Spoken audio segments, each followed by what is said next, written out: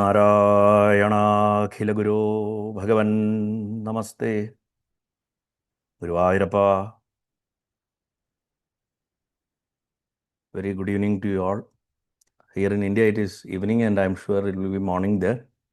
So this is our second satsangam for the 18 Steps USA group.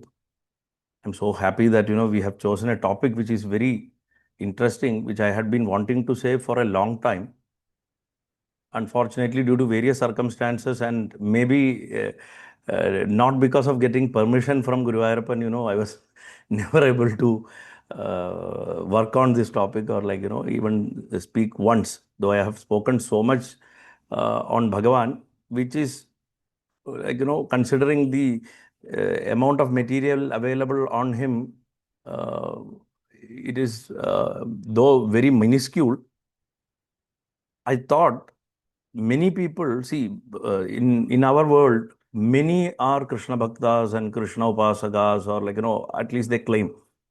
So the core problem is that many have not understood who Krishna is, why he should be worshipped, or how he should be worshipped in the first place. See, the lessons which we will explore today are common to any other deity also, but there are very specific things when we approach Bhagavan, Krishna. That Godhead is a completely different concept in itself. So I thought understanding Krishna Upasana is the need of the hour. So I have prepared it accordingly. Maybe this will be a slightly lengthy talk, might spill over 1.5 hours, but still I'm sure if the serious sadhaka, the serious upasaka, it need not be somebody who has given up all worldly things or anything. This is ultimately for anybody, and it is very much understandable for a commoner, for a householder. So I think we can start on that.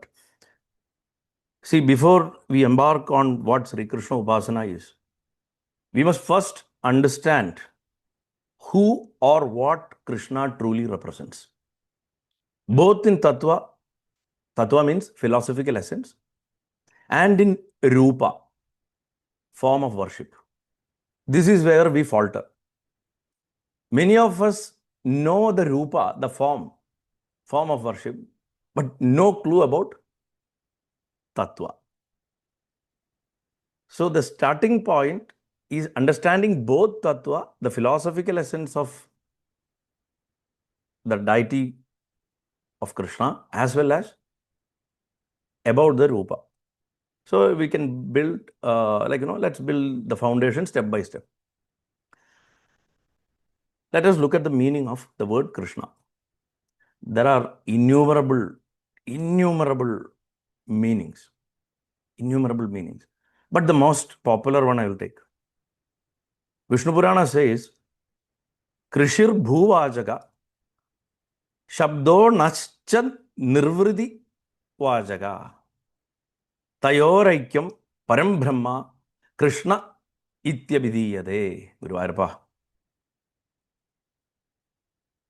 So it means the dhatu, the Sanskrit dhatu krish means existence. It is about being. In Sanskrit it is equal to sat. Sat means we always equate it to satyam, but sat is the essence of everything, the core idea of existence. And when you explore it, it becomes satyam. That's why Bhagavata says satyam param dhimahi, worship satyam. The word sat means that which draws or attracts. So Krish means existence. It also means being. It also means that which draws or attracts. It means sat. Now na. The sound na means ananda, bliss. Narayaniam starts with this ananda, the na sound, and then Bhattadiri goes on to explain it as Nirmuktam Nityamuktam, where he emphasizes the word Krish, which is existence. So Na is bliss or Ananda or the supreme delight. So Krishna is essentially the one in whom both existence and bliss are fully united. There is nobody else. The all-attractive reality. So he is not merely a historical cowherd or an avatara. Avataram itself means that one who has descended from the realm of stars. So he is not merely historical cowherd or an avatara. But the Parabrahman himself or itself, can't say himself or herself or Parabrahman, because there is no gender associated to it. But the Parabrahman appearing in a most intimate and loving form for us.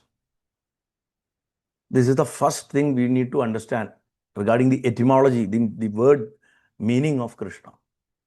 The key for worshipping him is in this name itself. Also, the result of worshipping him is also in this name itself. The method of worshipping him is also in this word. So if somebody asks a very highly realized guru how to worship Krishna, he might just utter one word, Krishna, and sit silent. We will have to decipher. Like in many of my Malayalam discourses, like I've always told that the word Rama means Brahma, the Parabrahma Shabda. And Krishna means the Ananda associated with it. And that Ananda has appeared in a most intimate and loving form for us. So that's how the name has to be deciphered.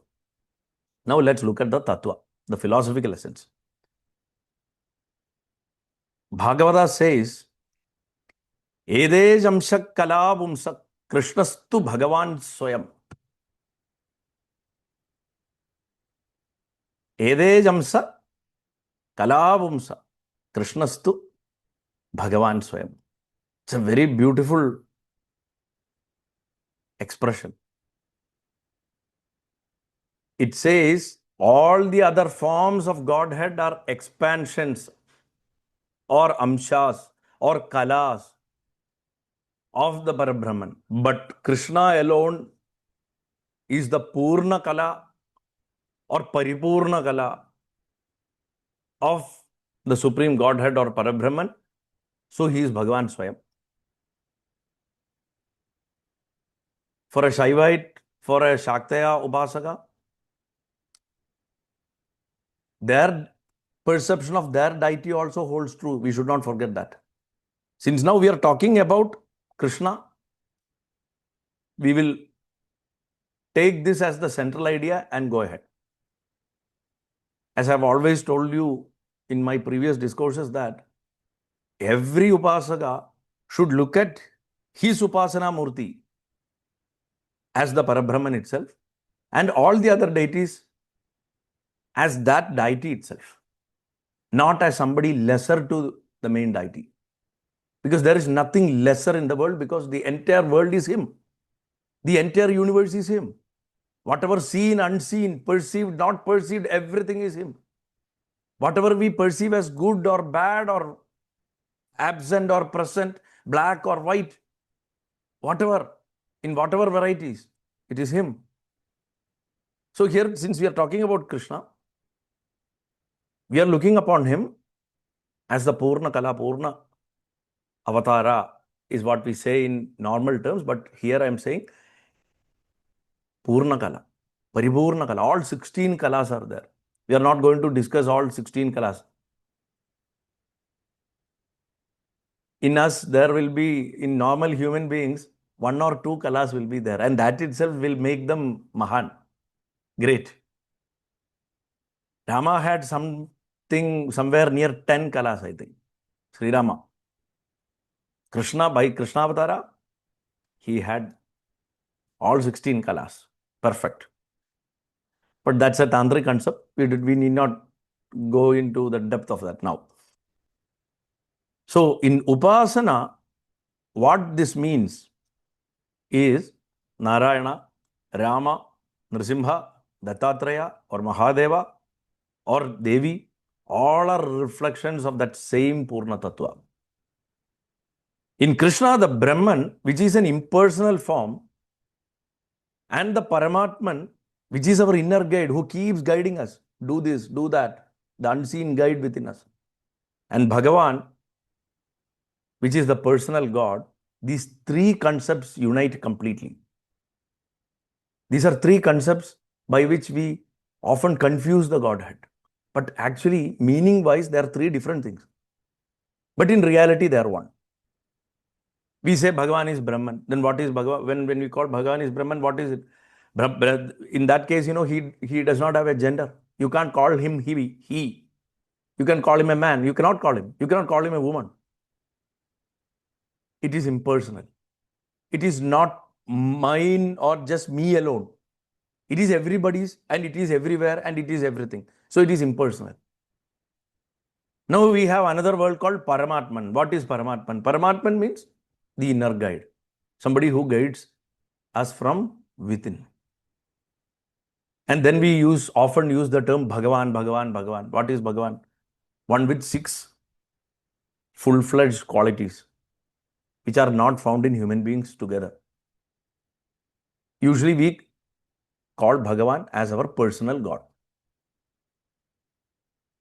In many deities, these 3 qualities might not come together. But in Krishna, all these 3 qualities come together. The Brahman, which is impersonal, the Paramatman, which is our inner guide, we can call it our conscience or whatever, and Bhagavan, which is our personal God. All these 3 concepts unite. So, Upasana of Krishna is equal to direct Upasana of Brahman through prema, through love. There is no other method for getting or knowing him, realizing him in us. Here I have to point out a fact that we are not getting him from somewhere outside. He is very much within us. He is us. He is there. It's just that we have forgotten it. So, Upasana of Krishna is direct Upasana of Brahman through prema, by which we understand that we are nothing but him. So, this encapsulates the core philosophical essence of Krishna Upasana. Now, let us look at the Rupa, the form of Krishna. There are several forms of Krishna. I don't need to tell you. Everyone knows. Everyone are familiar with one or other favorite form of Krishna. Number 1, Balakrishna. The child form awakens, by its mere sight itself, it awakens Valsalya Bhakti, which is divine parental love. It is a symbol of the innocence of creation and the play of Maya around divine. If you look at Balakrishna, the baby Krishna, the first thing that comes to us, that hits us, is his innocence. Creation is all about innocence. At its core, creation is so innocent and so fresh. That's why even in Shaiva, there is a word called Sadyojada. Sadyojada means one who is born just now. It is the name of one of the faces of Mahadeva. Same way, Bhattadiri uses a word, Divya Kaishora Vesham,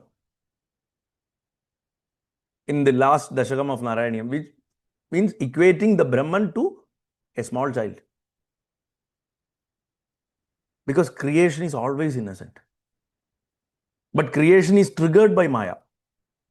So basically, you can see him at the center and Maya playing around him. Nibidadarakalai avali lobhaniyam piyusha plavidoham tadanu tadudare, which in the center of it, Divya Kaishora Vesham. He's surrounded by all these Upanishad damsels and Narada and all. And which they all represents Maya. But at the center, the Brahman is there. So the form of Balakrishna itself is so beautiful. And then we have Gopala or Venugopala, the flute-bearing cowherd. If Balakrishna is the symbol of Vatsalya Bhakti, Gopala or Venugopala is the embodiment of Madhurya Bhava. Madhurya Bhava or Madhurya Bhakti, which is very sweet devotion. It's like the love between a male and a female. The flute signifies the empty mind. In fact, there is nothing called an empty mind. If mind becomes empty, then mind ceases to exist. Because mind is only a collection of thoughts. Even the last thought leaves, then only bliss remains. So flute signifies this empty mind through which the divine breath flows. So the essence of Madhurya Bhava we can see in Gopala or Venugopala. Now look at, see, these two are very sweet forms. Now let us look at somebody very serious. Look at Parthasarathi, the charioteer of Arjuna. He is a symbol of Jnana and Karma Yoga, of pure knowledge as well as the knowledge of how to perform one's own duty and actions. Parthasarathi, basically, he guides the mind through Dharma. Here, mind is represented by Arjuna. So, Parthasarathi guides the mind through Dharma. Like, this itself is a varied form. Balakrishna, Venugopala and Parthasarathi itself is, I will be only mentioning 4 forms because that itself will show you the range of the spectrum. Now comes the king or the kingmaker or the republican. Because Dwarka was a republic, as I always used to say. Ugrasena was the president of the country. They all had elected members from among Yadavas, whether they were in Madurai or in Dwarka. Yadus never had a monarchical system. But still, Bhagavan controlled everything. He was called Dwarakadish, the Dwarakadishvara. So he is equal to the king itself. And what does that king represent? He represents yoga and dharma. Yoga means practical spirituality. Dharma is the bedrock of that. So this king Dwarakadish, that form, it represents yoga and dharma in balance amidst worldly duties. It is very easy to say worldly duties. Just look at Bhagavan. What kind of worldly duties he had to go through? He had to take care of 16,008 families and his entire clan. Apart from that, the affairs of Pandavas. He had to, control a war. And he had so many other assignments all through his life. It spanned about 26 years. So now from the baby Krishna to Dwarakadish, just look at the spectrum. I'm sure you will know more forms of him. Definitely there will be several other forms of him. But all those forms will fall within this range. From Balakrishna, right from the moment he was born in the prison to the last form of him, which we can see in Veraval, Balka Tirth near Dwaraka, where he is struck by the arrow and is about to leave the body. So that's the range. So this is the range we have as far as worshipping his Rupa is concerned. His form is concerned. Such varied forms of him. But tattva is only one. You have to again go back and visit what that tattva was. He is the Brahman, which is impersonal. He is the Paramatman, which is our inner guide. And he is our Bhagavan, who is our personal God. I hope you are getting what I'm trying to say. So now, how do we understand him? How should we meditate upon him? What are the different ways of approaching him in our meditation, in our thoughts, in our day-to-day affairs with him? So before beginning Krishna Upasana, the sadhaka should meditate upon him in 4 forms. You can try all 4 forms, or you can try 1 form, or you can try 2 forms also, depending on your maturity. Automatically, you will be uplifted to the next class. You will be promoted to the next class. If you are in first standard, tomorrow you will go to the 2nd grade. If you are in degree, you will go to the PG level. So all you need to do is try all the 4 and then choose. If you can handle all 4, great. Now I will give you the 4 types of understanding him, how we should meditate upon him. Very simple, concept-wise. Krishna as Satchidananda. That is the first one. When I say Krishna as Satchidananda, it is meditating upon him as the self, our own self, within all beings. It's not so easy. Can you imagine yourself in your enemy?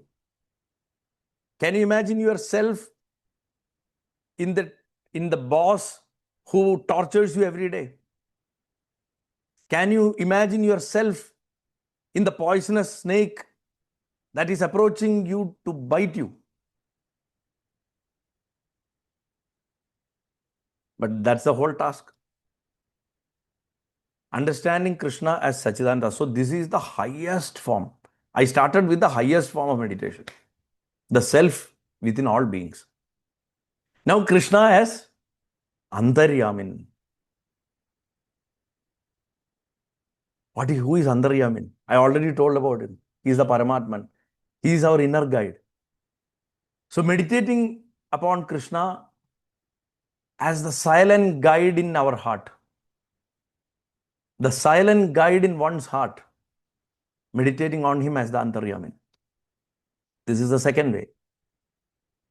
Second most difficult way. Now, third one is easier for you. Krishna as Avatara. That's where we are mostly stuck. Which is the compassionate descent of the infinite from the realm of stars in a human form, which we can perceive, where we can stick our mind and focus and concentrate. But some people even can't do that because they can't fix their mind on one point. Even meditating upon him as an avatara requires immense mental strength, because when you meditate, you are spending a lot of energy. It's actually very difficult to focus on one point. So then the easiest method, which everybody does, looking at him or meditating upon him as Līlā Purusha. The Supreme who plays through love, not law. And just listening to his stories, singing about him. So our mind is getting variety also. At the same time, the central underlying theme is him. That is also a sort of meditation, because mind wants variety. That's why in many discourses I say, when you think of Bhagavan's form itself, never think him as one full photo. Start with his toes, his feet, his ankles, like that, slowly, slowly, slowly. Take days so that your mind is given variety. If mind is not given variety, mind will run away. So if you give variety, slowly mind will develop ruchi, taste in meditating. So by the time you reach his lips, and by the time you just meditate on the smile on his lips, and by the time you meditate on the ananda in the smile of his lips, you will be well grounded. So now think in these terms. Now let us go in reverse. Using this simple technique which I gave you now, meditating on his form, starting from his toes till the ananda in his lips, you will see all these 4 steps. You will start thinking about his Līlā. Then you will be like overwhelmed, and you will be admiring him. What an avatara he was. Just focusing on him. then you will start realizing that he is the one who is sitting inside you and guiding you, like how he guided Arjuna in the battlefield. And finally, you will know that though he has shed his mortal body, he is there in every single being. He is the Sat, he is the Chit and the Ananda. Because every single living being has 5 states: Sat, Chit, Ananda, Nāma and Rupa. We all have that. First, our Rupa will go when we die, but our name will remain. Nāma will remain. Bhagavan's Nāma is still remaining. But imagine, after some eons, this name is forgotten. But still, the Sat, the Chit and the Ananda form will still remain in the universe. Not just his, ours also. It is only our name and our form will go. We usually say, no, people who are long gone and forgotten. We use that phrase, right? So, start with Krishna as Līlā Purusha by meditating on his Līlās. Then progress to Krishna as Avatara. And then to Krishna as Antaryamin, who is your silent guide. And then finally, see him in every being, animate, inanimate, living, dead or whatever. Or with life or without life. Because irrespective of whether something has life or a non-living object, there is something that ties everything together, which is the Supreme Consciousness. And Bhagavan is nothing else but that Supreme Consciousness. I often repeat in my discourses, to a Shaiva, it will be Sadashiva. To a Devi Upasaka, it will be Parashakti. For a Gaudiya Vaishnava, it will be Krishna. For a Vaishnava, it will be Narayana. For a Sankhya philosopher or follower, it will be Purusha. And for a Vedanti, it will be Brahma. Only the name changes. Brahma or Bodha. That's what they call. All are one and the same. Now, what kind of spiritual approach we should take? We have to start with form. There is no need to be ashamed about it. Semitic religions will say that, having a form is a sin or whatever. But normal human mind cannot be controlled without first tying it down to one form. Sanatana Dharma always gave practical methods. Forms were given so that mind can focus on that. But unfortunately, we got stuck in forms. We never progressed further. So the step 1, in the spiritual approach, the Adhyatmika approach in Krishna Upasana is to move from form to formless. Second step is to move from outer worship to inner worship. And the third step is to move from individual level to universal level, or individual perception to universal perception. Form to formless, outer to inner, individual to universal. So how do we start form to formless? We can start with a murti. It can be one small statue of Krishna, or it can be even Nāma Upasana, or it can be chanting Om Namo Narayanaya, Om Namo Bhagavate Vasudevaya, Om Klim Krishnaya Nama, whatever. Basically, the idea is to awaken the heart with love through image and sound. Why do we shed tears when we see Guru Ayappan, when we go in front of his idol? Because our mind, our heart is awakened by the love that gushes out of that idol. That's why our eyes swell with tears. Even the smell of kalabham, the chandanam in that vayu, in that air, in the temple, will bring goosebumps for us. And if we hear a good kirtan, a bhajan or something, a Hare Rama, Hare Rama, Hare Rama, Rama, Hare Hare, or when Bhagavan comes out for the Sribali, the Shiveli, the night Shiveli, people will be like, chanting loudly, Guruvayurappa, Guruvayurappa. Like that, Hare, they will say when he steps out. Anybody with a little devotion, with even a little love for him will have goosebumps. So you have to start with a form, whether in the form of sound or something visual, something which you can touch, something which you can even smell. So there has to be a murti. There is nothing to be ashamed about it. This is what you should teach your children also. We are not going to be stuck here. We are going to the formless thing. Human mind cannot immediately depend on something that is formless. Even the Semitic religions, they choose some point of reference, an altar or a direction to which they pray to. They have to have a point of reference. Mind cannot understand something which it cannot understand. That's why it is called Chaitanyam. Anyam for Chit. Strange thing, a strange thing for the Chit, the mind, to understand. Mind can never comprehend it.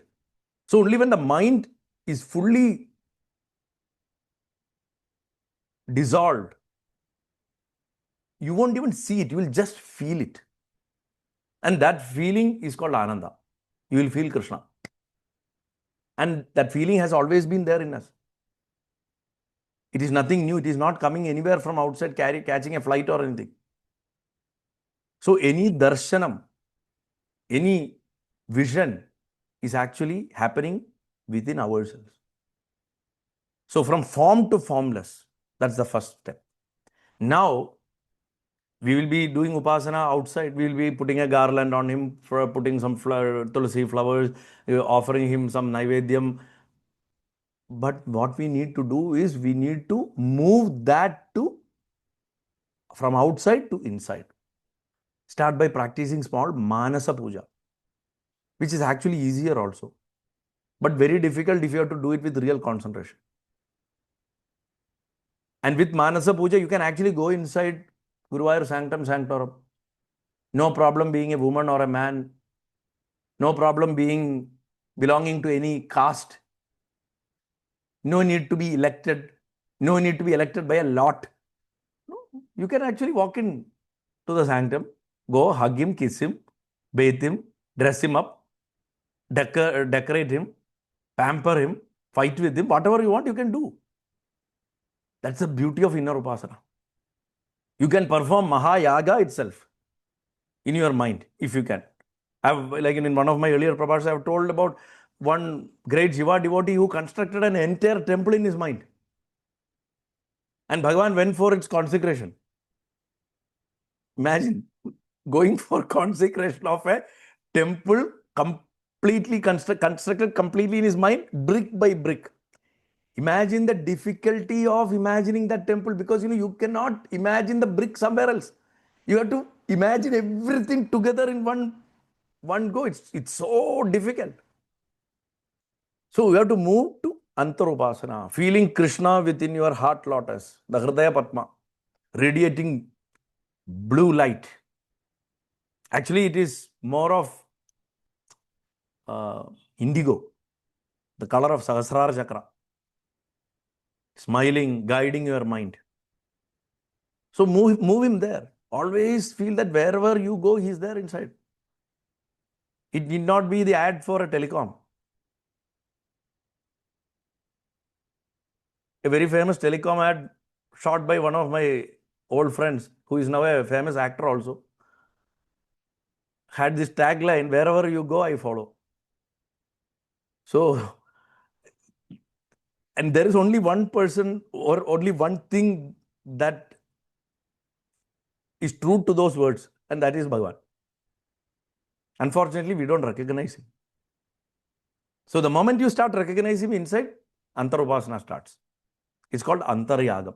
In Sri Vidya, you call it Samaya Krama, Samayajara Tatpara.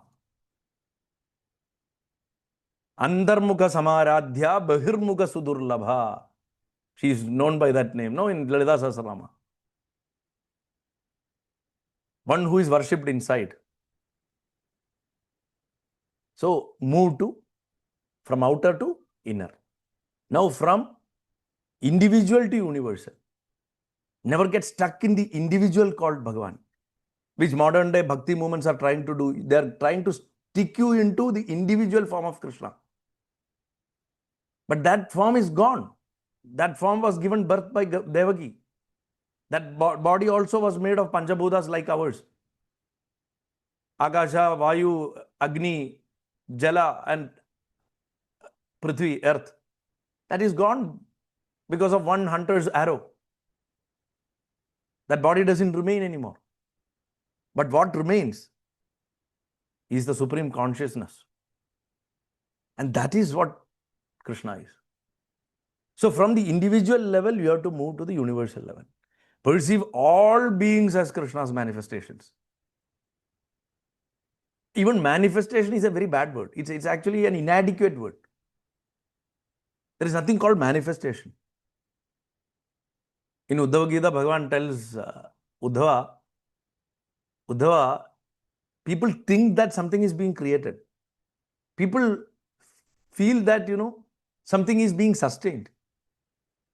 People see that, something is being destroyed. That perception of something being created is called Brahmi Maya. It's the Maya of Brahma.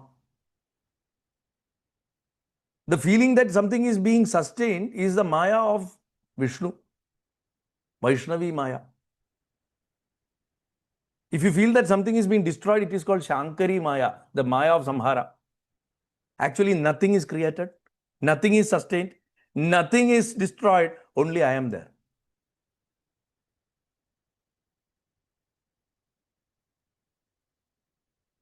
He has taken Vedanta beyond.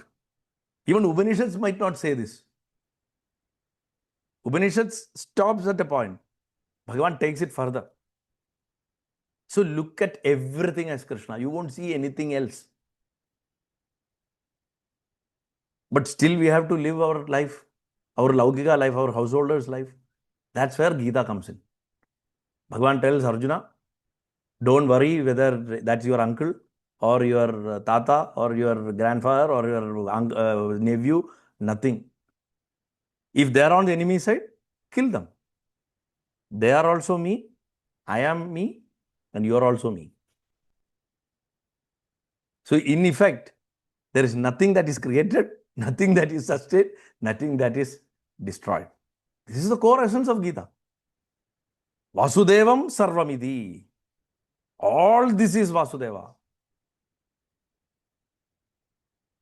So the spiritual approach should be from form to formless, from outer to inner, and from individual to universal. With the true understanding of Vasudeva Sarvamiti, all this is Vasudeva. So that is the core idea of the spiritual approach which we should take in Krishna Upasana. Now let us discuss what kind of attitude we should take. See, attitude matters in everything we do. Even if you're making a cup of tea, the attitude with which you make that tea will work wonders. Even if you put bedsheet on the bed, or if you clean your house, the attitude with which we behave in kitchen, we can actually hear from the sounds. Okay? So the attitude is very important. And Bhagavan looks only at attitude.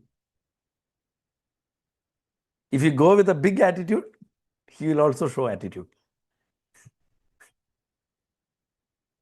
So there are 4 essential things. One is samatva, equanimity. What is equanimity or samatva in Krishna Upasana? It is not looking like in reading Indian Constitution and saying that, all are equal and one, or like, in US Constitution where, equality, what Jefferson had written. It's not about that. It is just accepting joy and sorrow as his play without judgment. Never asking why me. We never ask when a windfall happens, why me? We ask why me only when a tragedy strikes us. So accepting joy and sorrow as his play as much as possible. And we householders have the best chance for doing this. We have the best opportunity, not a sannyasi. That's why we are the most blessed beings in Adhyatmika sadhana. Sannyasis cannot be called the most blessed beings. Bhagavan himself indicates it in the second chapter of Sankhya. Real sannyasa happens only in the person who has achieved all those three stages of spiritual approach to him: form to formless, outer to inner, individual to universal.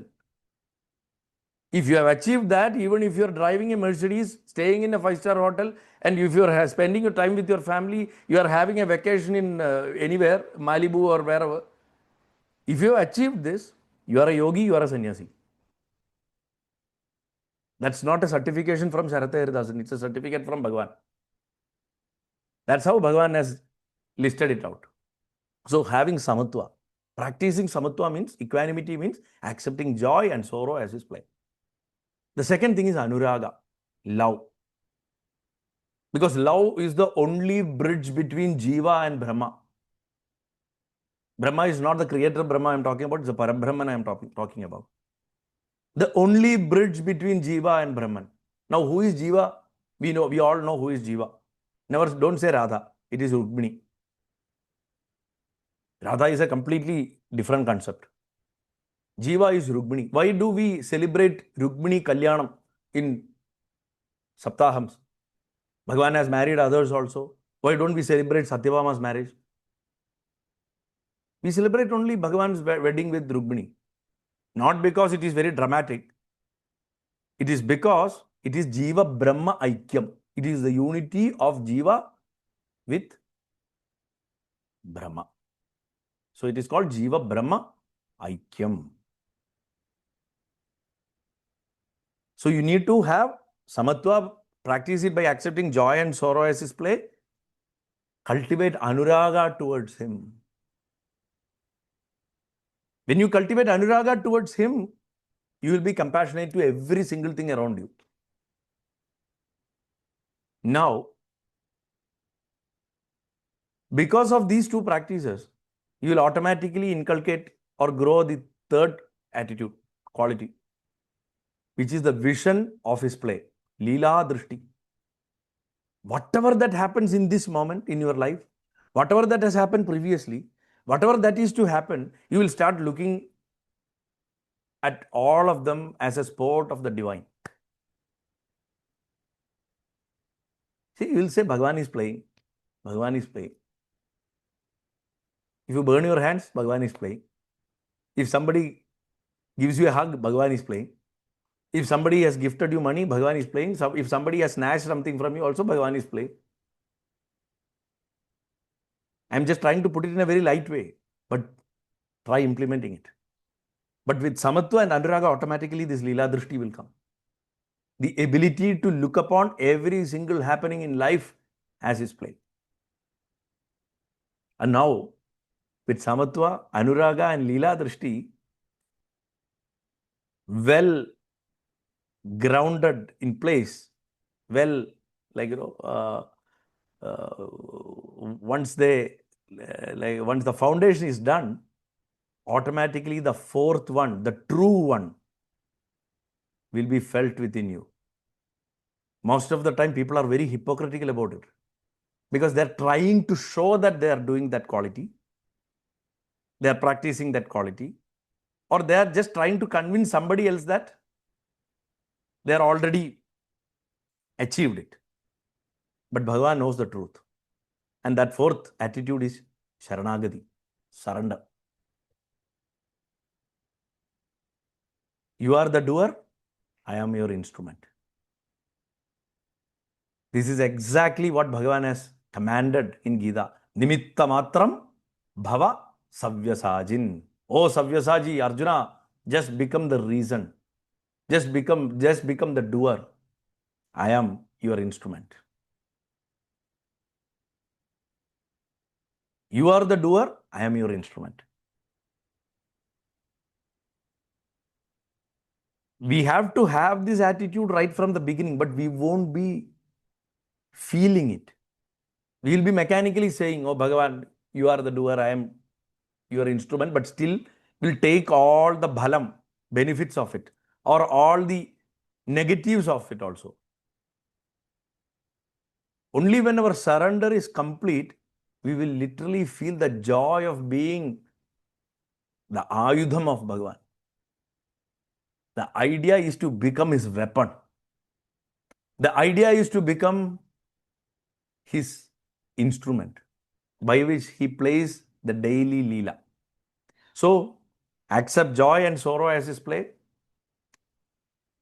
and cultivate anuraga towards him. And automatically Līlā drishti will come. You will start seeing everything. That whatever that happens in your life, garlands or stones, whatever thrown at you, you will start seeing as his prasad. Automatically Sharanagati will come. So what is Sharanagati? Not submitting yourself and saying, doing a big prostration and saying, oh, Sharanosmi, Sharanosmi. No, it's not that. It's not about prostrating or anything. It is about literally feeling every single moment that we are just the doer and we are just the instrument and Bhagavan is the doer. Now, once we have understood the essential attitude in Krishna Upasana, we can move to the forms of Krishna Upasana. What are all the forms of this Upasana? How can we worship him? Which all forms which we can worship him? I'm not talking about Rupa, the methods. Nāma, first one. Second one, Dhyāna. Third one, Līlā. I'm saying it slowly because you're all taking down notes. Then, Sevā Upasana. Nāma, Dhyāna, Līlā, Sevā. We can do all four, but it is enough if we focus on one also. Focus on one and do well. Now look, these are the four classical streams of Krishna Upasana. Each represents a deepening level of intimacy with Guru Arapa, with Bhagavan, from sound to form, from form to essence, from essence to unity. You can actually see how it is going. From sound to form, from form to essence, and essence to unity. So in Nāma Upasana, the path of the divine name, in Padma Purāṇa they say, Nāma Chintamani Krishna Chaitanya Rasa Vigraha Purno Shuddho Nityamukto Bhinnatvan Nāma Nāmino. Which means the Nāma or the name and Nāmi, the one who is named, are essentially one. There is no difference.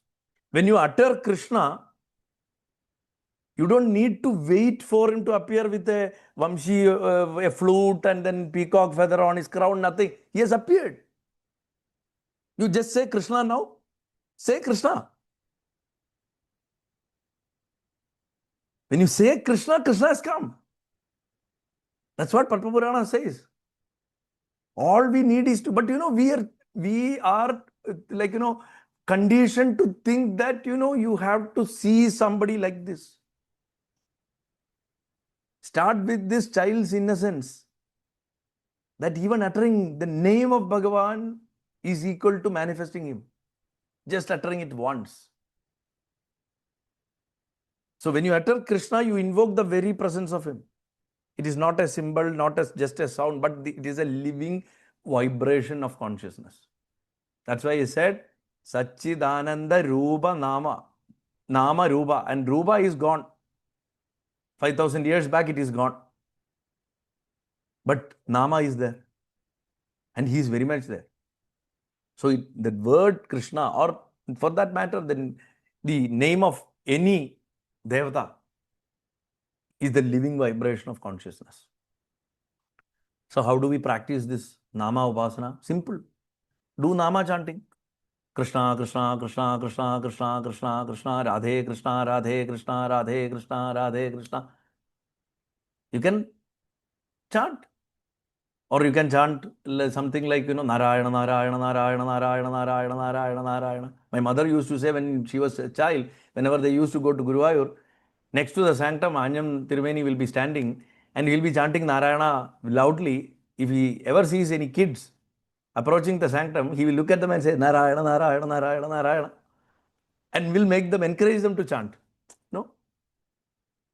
Or you can chant Rama, Rama, Shiva, Shiva, like, depends. So, Namasmarana, Sada, Sada Namasmarana. So that, mind that is scattered across various thoughts will be focused on one thought. And your entire mind, what we think in any given moment is our mind. So, in a moment, if you think Krishna, your mind is Krishna. You don't need to, you have achieved. All you need is to extend that thought and remain so.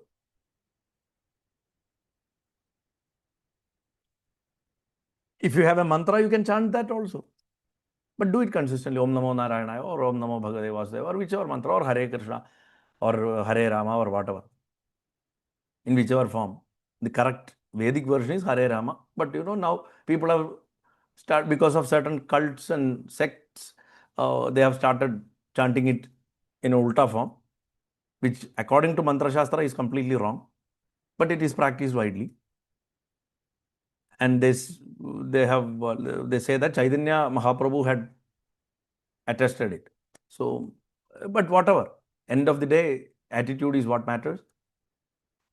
Or you can just chant Govinda Damodara Madhavedi, Govinda Damodara Madhavedi, Govinda Damodara Madhavedi. You can chant Achyutananda Govinda, Achyutananda Govinda, Achyutananda Govinda, Achyutananda Govinda. Find your Nāma which you can tune to. Some people will say, chant Radha Ramana Mukunda Murare, Radha Ramana Mukunda Murare, Radha Ramana Mukunda Murare, Radha. Or you can Mukunda, Mukunda, Mukunda, Mukunda, Mukunda, Mukunda. Not the filmy song, but Mukunda, Mukunda, Mukunda. Find your name. Or Govinda, Govinda, like Arjuna used to do. Or Draupadi used to do. They both used to chant Govinda, Govinda. Govinda, Govinda. That's how both of them used to call Bhagavan. Govinda, Govinda, Govinda, Govinda, Govinda, Govinda. Find your favorite name. The name, the sounding to which you are attached to. Nobody need to advise you or give you an upadesh or anything. He is your antaryami. He is your guru. So that which springs from that, his name which springs from your inner being, is that prasad which is giving you. He is giving you diksha. So chant that. You will get him faster, more stronger also. And luckily you won't belong to any school. You will be as free as him. Krishna is all about freedom. Being free in mind and soul. Okay? Chant with feeling. Awareness. Listen as you chant. If you feel you are chanting in a very boring way, improvise it. Don't be shy. And be aware of every single syllable in that. And chant with feeling, with ruji. I often tell in my discourses that, if you don't feel ruji in taste in chanting, if you don't feel interest in chanting, irrespective of which deity you are worshipping, just pray to Hanuman Swami. Tell him, Bhagavan, I don't have a ruji in japa, in Nāma japam. Please give me that. He is the king of it. He will gladly give you. He is the king of chanting Nāma with ruji. He is tasting the nectar of Rama in every chant. So obviously he will give you the same feeling. It need not be Rama mantra itself. It can be any mantra. Just ask him and see the difference. So chant with feeling, awareness, and listen to it. Let each repetition wash through the mind until the Nāma will become ajaba ajaba. Spontaneous inner repetition. Many of you, if you have really practiced it, you will know that even if you have stopped your conventional Nama Japa, after you went out of puja room, as you are working or in your office or something, suddenly you will see somebody sitting inside and chanting you. Japa should become that. There is no bad place, good time, bad time, nothing for Nama Japa.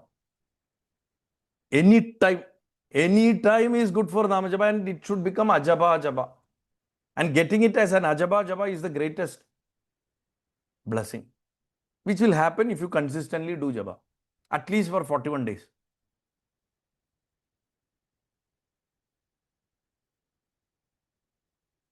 And there is no question of having Shuddhi, Ashuddhi, nothing for Nama Japa.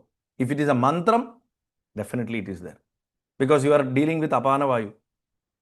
And there will be a problem. You are trying to raise the Prana Shakti which goes upwards, and Apana Vayu is acting during menstrual cycles, which is flowing downwards. You will create a collision, which will create, already there will be a lot of hormonal mood swings and stuff like that. This will augment it. That's why we should not go into places where that kind of an energy is there. That's why temple visits are not allowed. And also any form of practice where Prana Shakti is uplifted. But Nama Japa is not that. Nama Japa balances your prana. It will cool you down. So never stop. Even in Ashauja, Vila, in Malayalam we say, because of death. Or like, the Valaima, in Malayalam we say, like, for the Ashuddhi which is followed by a delivery, a baby's delivery. Even during that, no need to stop Nama Japa. Continue. Because just look at the word Hare Krishna itself. Just Hare Krishna, Hare Krishna, Hare Krishna, Hare Krishna, Hare Krishna itself. That word Hari dissolves impurities. All Maya Malam will be gone. And Krish, as I said in the beginning, it draws consciousness inward. It attracts our consciousness, which is like scattered outside, to one point inside. And that sound Na releases the bliss like an atomic reaction from a single atom. Just imagine an atom bomb exploding, but in a very beautiful way and a blissful way inside you. That Na Shabda, that Na sound.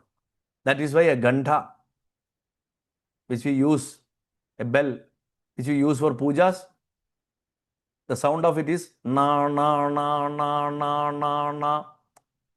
It's the sound of bliss. Our acharyas have all created with good thought and, good insights. So in deep Nama Upasana, sound finally will become silence. You will know the inner silence. Jabam first will become Ajapa Japa, Japa without any outer effort, and that also will finally settle. And the Upasaka will reach a point where even Japa is not there. The Japa also will cease to exist, only Ananda will be there. And there will be a silence which will hum. Right. It is the sound of the Anahata, the Hridaya Chakra. It is the cave sound. Like somebody goes inside the cave and utters Omkara. How it will be? That's why in Subramanya Upasana he is called Guha. Muruga is called Guha. Why I am connecting this is all these point to Krishna Tattva. That silence is Krishna Tattva. That's a beautiful stage, or the most beautiful stage an Upasaka can reach in Nāma Upasana. Now look at the Dhyāna Upasana, the path of meditation. Smarada padakamalam atman atmanamisham. Bhagavata says. Always meditate on the divine lotus feet of the ultimate Lord Isham, who is the soul and also beyond the soul. Atman Atman. What a higher way of looking at it. Meditation upon the Rupa form of Krishna will anchor our mind in blissful stillness. End of the day, all we need is this stillness. And that stillness is called samadhi.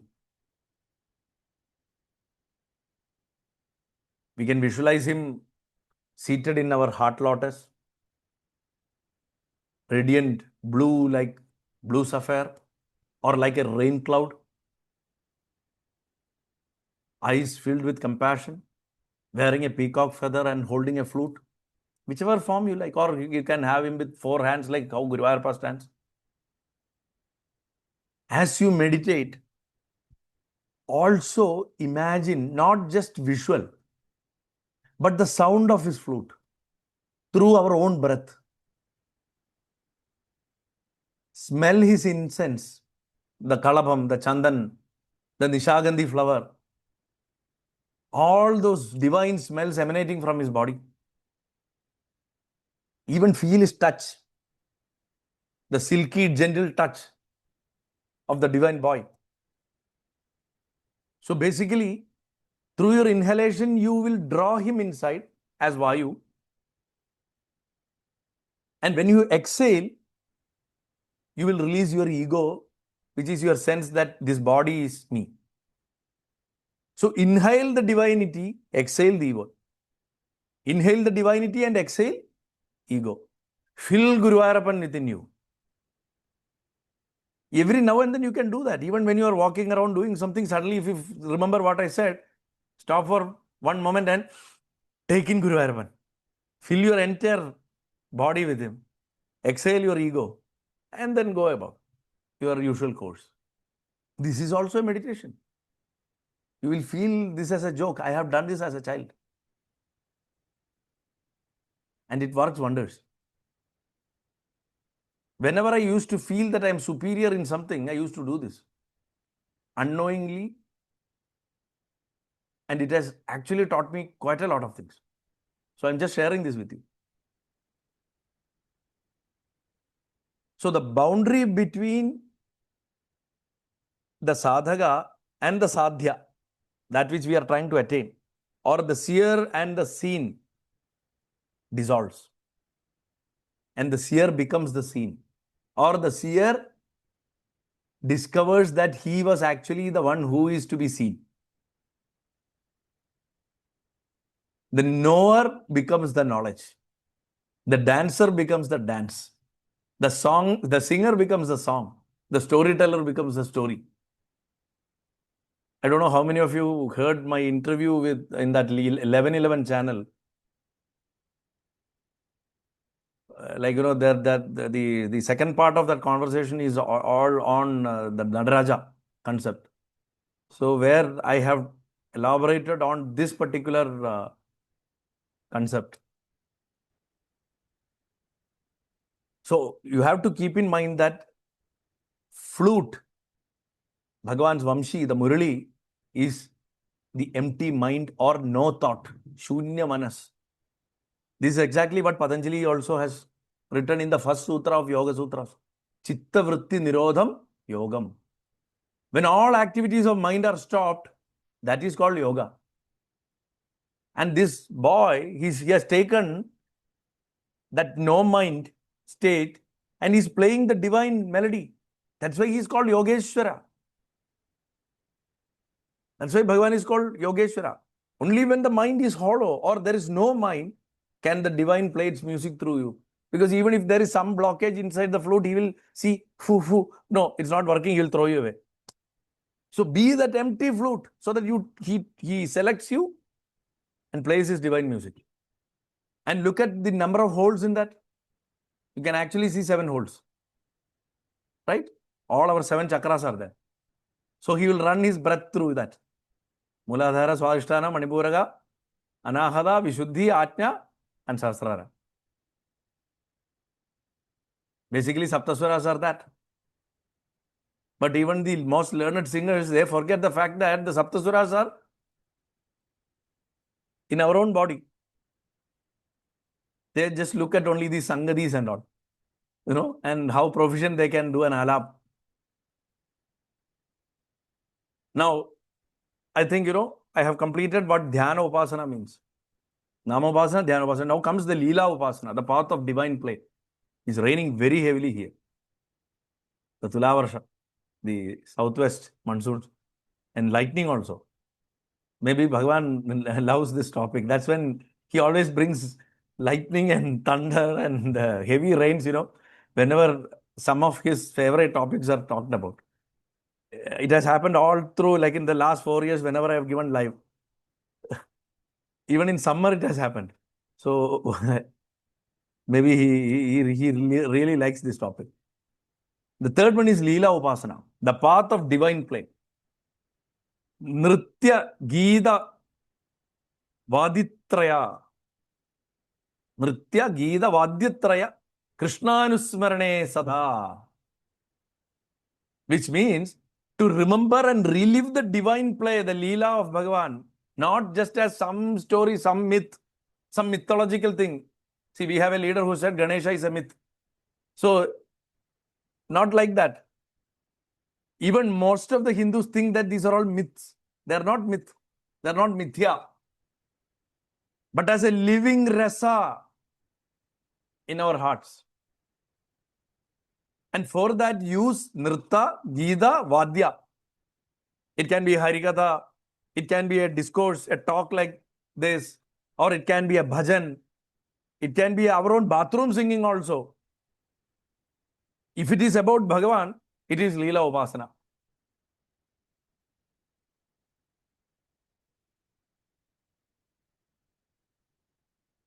When we were children, me and my brother, in my father's ancestral home, whenever we used to go for our Onam vacation or summer vacations, or my father's aunts, it was a huge joint family. So they were all very old those days.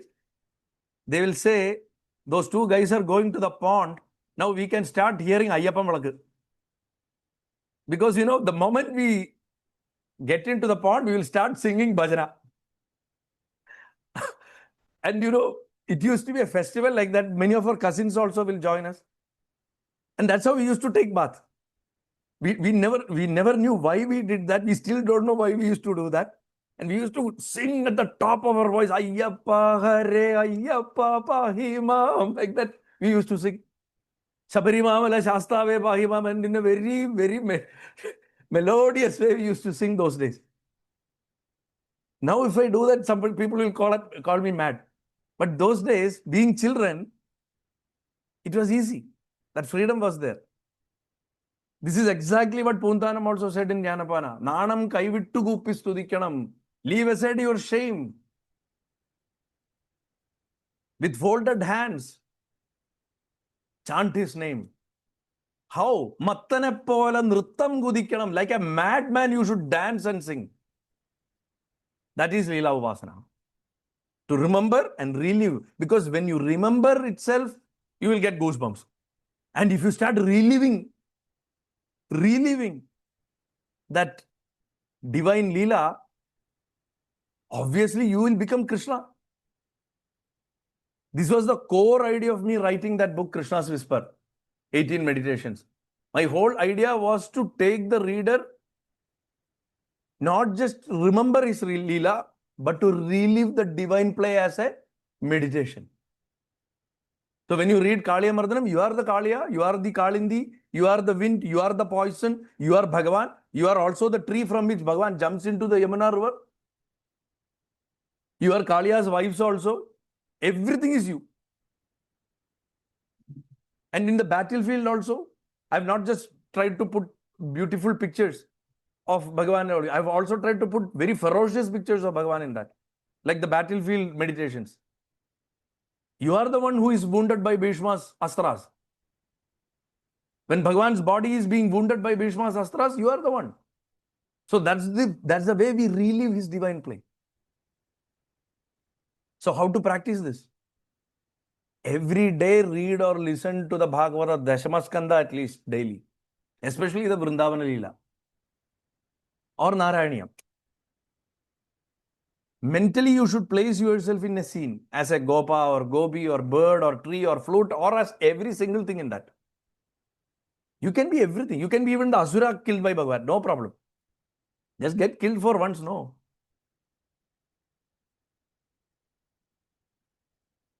You can be Kamsa.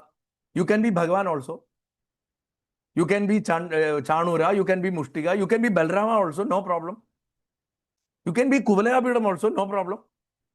But live in his world. Get loved, kissed, or killed by him. Somehow get in touch with him. Somehow be with him. In whichever bhava, get his attention. Feel what it means to love him with infinite love and without a reason. Only when you love him without a reason, this guy will come to you. He's a very tricky person. And he's not anywhere outside, he's within us itself. So love him without reason. Since he is infinite, he requires infinite love. Since he is reasonless, you cannot love him with a reason. He doesn't understand that language. Pavam, he can't understand that. Because he is reasonless. He's just there. He's neither born nor nor a perishable thing. He's just there. So there is no reason for him. So you cannot go approach him with a reason. So Līlā Upasana will transform your bhakti into rasa. Only then you will understand rasa. The rasa krida is all about this. Devotion becomes pure, aesthetic bliss when you practice Līlā Upasana. Līlā Upasana will transform bhakti into ananda rasa. You begin to see life itself as Bhagavan's dance.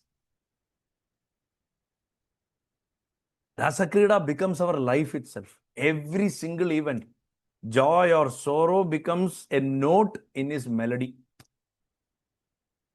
When he plays a swara, it could be joy. When he shifts to another swara, it could be sorrow. So Līlā Upasana. Now comes Sevā Upasana, the path of loving service. Gita has, Karma Yoga, he has, he has explained it so well. And in further chapters also, in Yat Karosi, Yadashnasi, Yajjuhosi, Dadasi, Yat Tavasyasi, Kaunteya, Tat Kurushva Madarpanam. Every act, anything that is eaten, anything that is offered, anything that is done, anything that is given, any kind of austerity you have done, O son of Kunti, you do it dedicating to me. Every act done as an offering to him becomes his worship. You need not even go to a temple. Offer your entire life's activities right from morning till evening. That's what I had been trying to teach in my other Malayalam discourses, earlier Malayalam discourses, especially in Guru Ayappan's Nirantara Smarana and all. Now, I should tell you this, it is becoming a book. The final edit is almost done. It has 3 parts, not just Nirantara Smarana, but very practical way of looking at, how we should worship him. So, I think hopefully it should be out by early next year. First in Malayalam this time, because my earlier first book was first in English and then in Malayalam. Now this time it is first in Malayalam and then in English. So every act done as an offering to him will become his worship. Worship is no longer then confined to any temple. It is not even confined to the Guruvayur temple. Life itself becomes the altar. Your body becomes the altar. Your life becomes the altar. That's exactly what Bhattadri had said. I always say, Guru Pavanapure Handa Bhagyam Jana. That Guru Pavanapura is our body. The Guru Pavana, the main Vayu is our prana. Where is it residing? In our body. So, to those people who have understood it, is Bhagyam Janana. To those people who have no idea about it, but still living like living dead bodies, Handa sound is used. I often ask people, like, see, why didn't Bhattadri use the exclamation word, Aho Bhagyam Jananam? Isn't it a contradiction that he has used alas, which is Handa Bhagyam Jananam? Have you ever thought about that? Has anybody thought about that? Why he has used alas? Can there be an expression like that? Alas, oh, what a luck.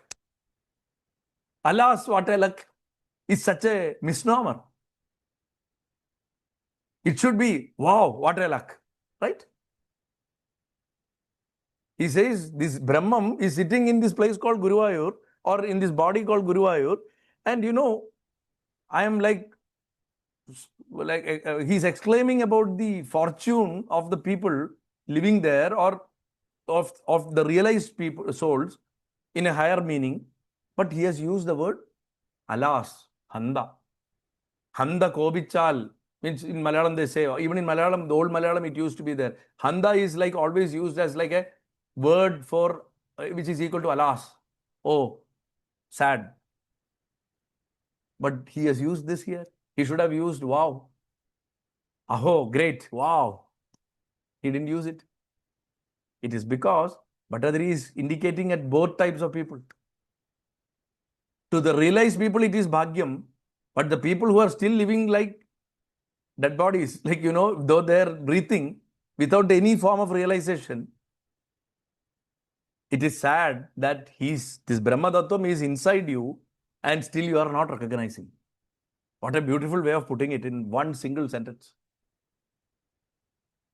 I hope you got what I am trying to say. Did you get it? Okay. So, eat your food with awareness, offer food with awareness. When you eat also, you eat it as Govinda Arpanam, or Brahmarpanam, or Shivarpanam, whatever, but Govinda Arpanam here.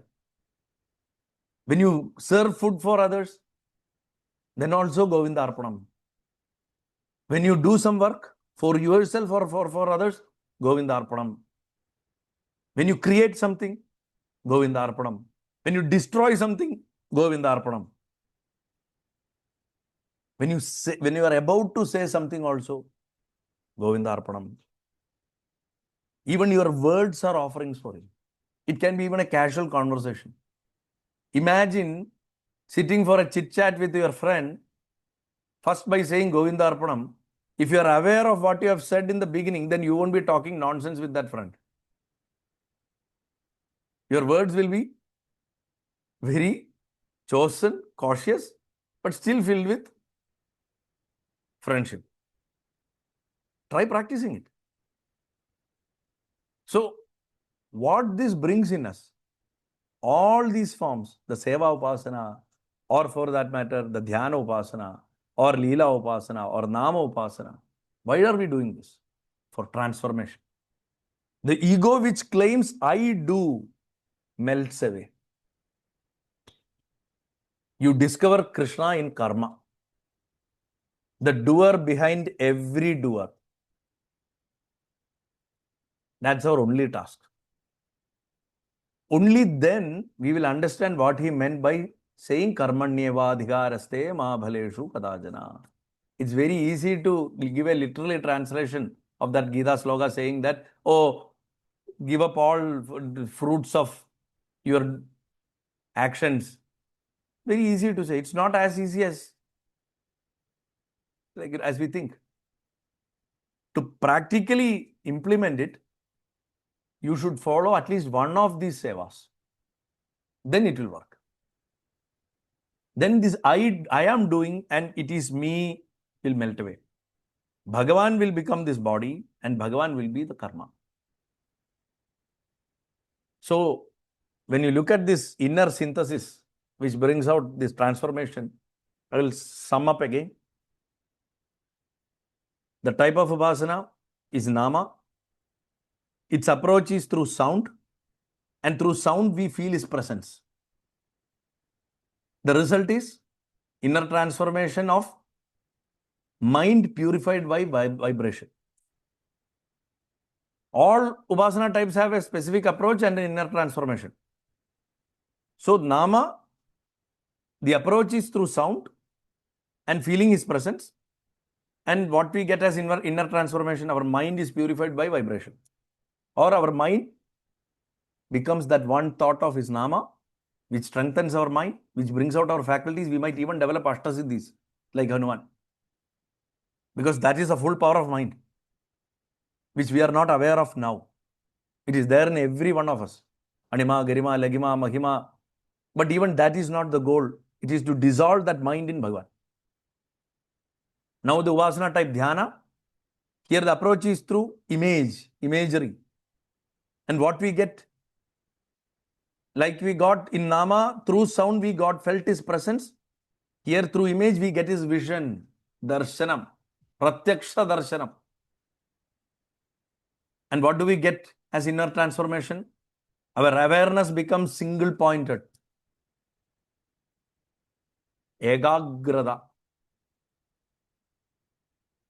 Now, Upasana type of Līlā. The approach is through storytelling or singing. And what do we feel? We feel the emotion called Krishna. That's why we cry. When we feel the emotion called Guru Ayappan, we cry. We shed the tears of joy. Or all our pent-up sorrows will burst out when we listen to a story or when we sing. Or even when we dance. Whether you tell a story, whether you dance or whether you sing, you feel his presence as emotion. So when you feel really blissful, when you dance or sing or hear a story or tell a story, that is also a pratyaksha anubhava of Bhagavan. Don't belittle it. It is not a small thing. 99% of the people, they have no clue. They don't feel this. If tears swell up in your eyes, you are blessed. You are feeling him. Never be ashamed. Never be ashamed. Now, what is the inner transformation you get from that? Your heart melts into rasa. You will get to know the inner workings of rasa krida. Now, the last Upasana type is Sevā. Approach is through action. Then you will know what real offering is. What real samarpanam is. Through sound you felt his presence. Through image you got a vision of him. Through his story or dance or song you felt him as emotion. Now through your action you are knowing him as offering. What we offer to him itself is him. We don't, what else do we have? Even this body is his. Every single action is him. What are we doing? We are offering him to him. That's why we Upanishad say Purnamada Purnamidam Purnat Purnamudachyate. You add Purna to Purna, whole to whole, you get whole. You subtract whole from whole, you get whole. You divide whole by whole, you get whole.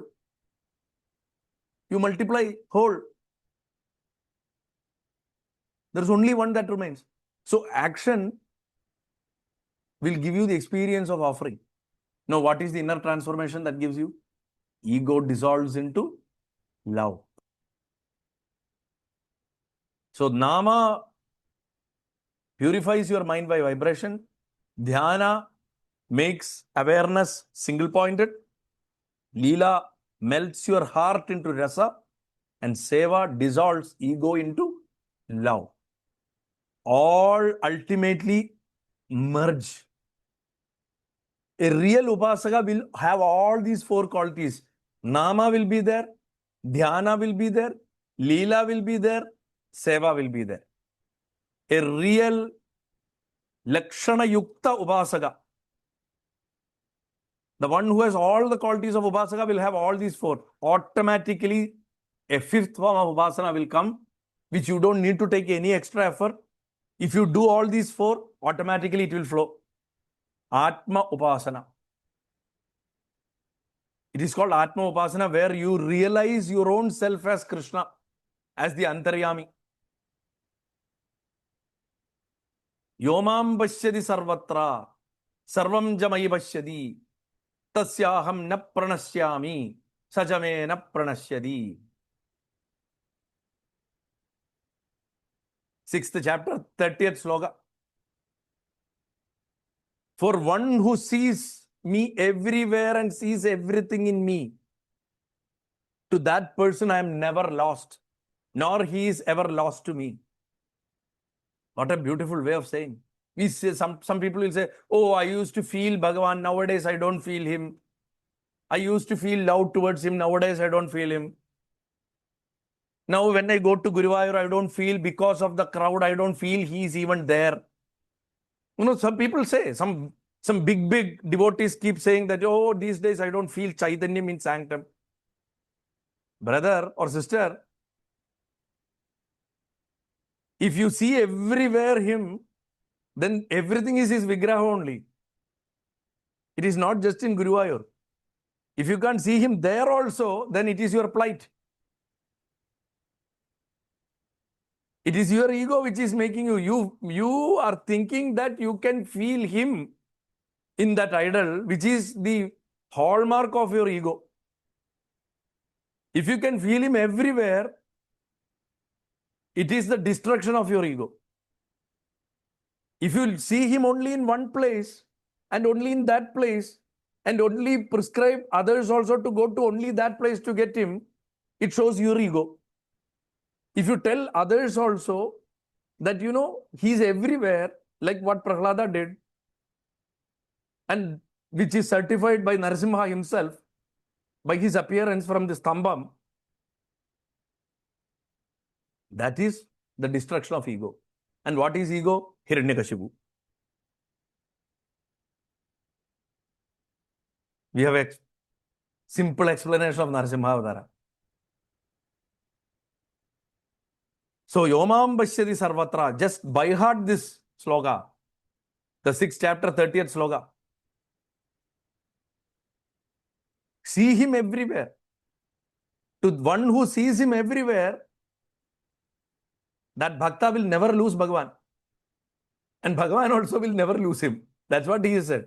I never lose such a person. He also doesn't lose me.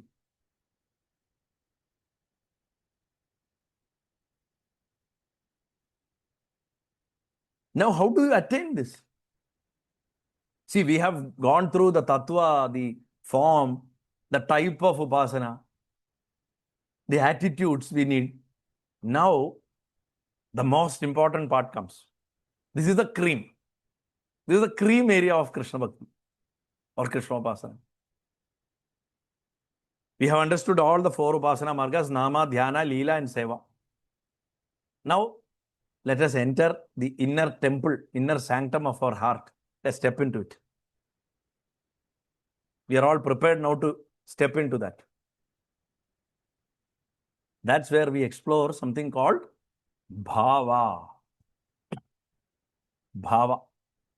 Bhavo hi bhavakaranam. Yad bhavo tad bhavadi. These are all Sanskrit sayings. With whatever bhava you look at him, you get that way. If you went with a Virodha bhava, like Shishupala, like Hiranyakashipu, you will get him in the Virodha bhava, but still you will attain him. If you go to him with a jealous bhava, like Shishupala, you will get that. If you go to him with fear bhava, bhai, like Kamsa, you will get him that way. If you go to him with love, that prema bhava, you will get him like Rukmini got him. If you love him with pride, which is a negative quality, ahankara. Usually, ahankara is a destructive force. But that ahankara is directed at him, thinking that, oh, I am only the worthiest person to get him. And constantly thinking of him, you still get him, like Satyabhama got him. Bhama is the epitome of arrogance. Because she is so rich, affluent. Her father holds the Samantaka jewel, which is the more priceless jewel of those times. So, whatever bhava you give, you get it from him. But now, in Krishna Bhakti, 4 bhavas are very important, which we briefly mentioned in the beginning, but we have to Since we have stepped into the inner sanctum of our Hridaya Sri Govil, the inner Garbhagriha of our heart,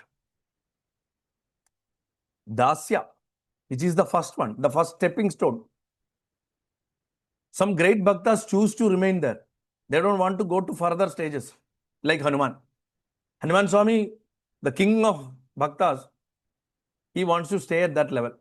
Even Narada also, to an extent. Dasya. Then comes Sakhya, friendship, like Arjuna, like Kuchela, Sudama, like Uddhava. Then Vatsalya, like Yashoda, Devaki, Nandagopa, Vasudeva, and all the elderly Yadus, even Kunti. Though Kunti used to look upon him as Parabrahman also. And finally, the Madhurya, which is a very dangerous form, because it is looking at Bhagavan as a lover. Human beings often confuse that love with human love. And they start seeing Krishna in mortal human beings, then mess up their lives. And men start seeing Radha in females and mess up their lives also, which is very difficult. It is easy to divinize and theorize just to find a reason for mortal love. So Madhurya is a very dangerous game. That's why Sripad Vallabhacharya, who wrote Aghilam Madhuram, that Madhurashtakam, though he wrote about Madhurya, he always despised Madhurya Bhakti. He never recognized Madhurya Bhakti. He always looked upon Bhagavan with Vatsalya. He always held up Vatsalya Bhakti at its height. Only his children, Gopinath and Vittalnath, they brought in Madhurya Bhakti into the Vallabha sect of Krishna Bhakti. Until Vallabhacharya was alive, he always considered Madhurya Bhakti as dangerous and he kept it away. My personal opinion and stand is also that. That's why I very rarely, except my Gita Govinda discourse, I have never done anything on Madhurya Bhakti. Because it is easily misinterpreted. Today, we don't have the maturity to understand it. We will easily equate it to mortal love. We will ruin our lives. It is very easy to consider Bhagavan as one's lover and live in an imaginary world without understanding his true self. So it is like walking. It is the most difficult form of bhakti. And there is only one victor in that, which is Radha. She is the only one who has become victorious in that. Because it is like walking on a sharp sword. Like we call Srividya Asidhara, walking on a sharp sword. Madhurya Bhakti is also like walking on a sharp sword if it is not practiced with the foundation of tattva. So, Upasana is the body of devotion. Bhava is its Atma. Without Atma, body is dead. So, you have to have a Bhava for your Upasana. If Upasana is the body of your devotion, you have to have Bhava. Otherwise, there won't be any soul. It will become soulless.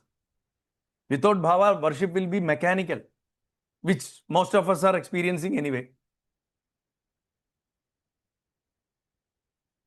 You know, when Bhava is not there, when we look up on Bhagavan as somebody who just is there to fulfill our wishes. We look upon him just as a benefactor. That is when Bhava is not there. When Bhava is there, everything will fall in place. With Bhava, even silence will become song. Even silence will become japa. All you need is to have a Bhava. Even if you are not chanting anything also, if you are filled with any of these Bhavas, be happy. I don't know how many of you have heard my discourse on the Sri Rama Bhakti stories recently in Malayalam. I have told about one story of Hanuman, how he found an opportunity to serve Rama when all possible avenues of serving him got shut down by Sita, Lakshmana, Bharata and Shatrugna, who felt that Hanuman is not giving them any chance to serve Bhagavan. They one day decided, they got together one day and decided that, see, Hanuman is doing everything for Rama. He is not giving us any chance to serve him. Let us don't give him even one moment of time, opportunity to serve Rama. So from morning onwards, as soon as Rama gets up, Sita will take up, then immediately Lakshmana will take up another activity. By that time, Lakshmana leaves, Bharata will take up, then Shatrugna will take up, and by that time again Sita will come. Pavam Hanuman, he couldn't get any opportunity to serve Bhagavan. But the intelligent person he is, he started observing Rama. He started looking for even the slightest opportunity to serve. Then he noticed one thing. Rama, since he is so hardworking, he is the king of Ramarajya, he sleeps so less, he spends most of his time for his subjects. He yawns in tiredness. And when he yawns and he is about to fall into sleep in the Sabha, when he is sitting on the throne, of course, it is very bad for a king to fall asleep when he yawns and falls asleep. So Hanuman took it as his duty to whistle, blow a whistle so that Rama will be shaken and Rama will understand, oh, that's a cue that I should be alert. Chutki bajana. That's what they say. It is a folk story in North India. So every time Rama yawns, he will blow a whistle. He'll put like this and one whistle he'll do. And Hanuman started sitting right on the ground in front of the throne when this entire Sabha is happening. He's always looking at Bhagavan's face. And slightest yawn comes, he will whistle. Now, one day the Darbar went into night. So many affairs to attend to. Bhagavan got so tired that he yawned and he didn't even close his mouth again. He just got slept off like that. He slept off like that. And then Hanuman was not seen anywhere, but there were continuous whistling. Lakshmana was like searching for Hanuman, where this sound is coming from, where this guy is sitting, why is he like whistling like this? And then he found him sitting on the roof and blowing, whistling. Tulsidas says, Bhagavan actually played that Līlā to give contentment for his dasa by serving him that much. So, the more he whistles, the more contentment Hanuman will feel of serving Bhagavan. So, Bhagavan thought, okay, I will have a very extended yawn, so that my boy's mind be filled with happiness. To us, it will be a very simple, childlike folk story. But there is an essence, a deep essence in it. For a real devotee, finding an opportunity to serve Bhagavan is always there in one or other form. It is up to us to find that. Here we are waiting for Shubha Tithi, holidays, leave, what not. One person was telling me the other day, sir, I used to do japa during my drives while driving to the office, but these days so much traffic jam, so I can't do my japa. Is driving a place to do japa? Yes, if it is a place to do japa, then you will be doing japa in any circumstance.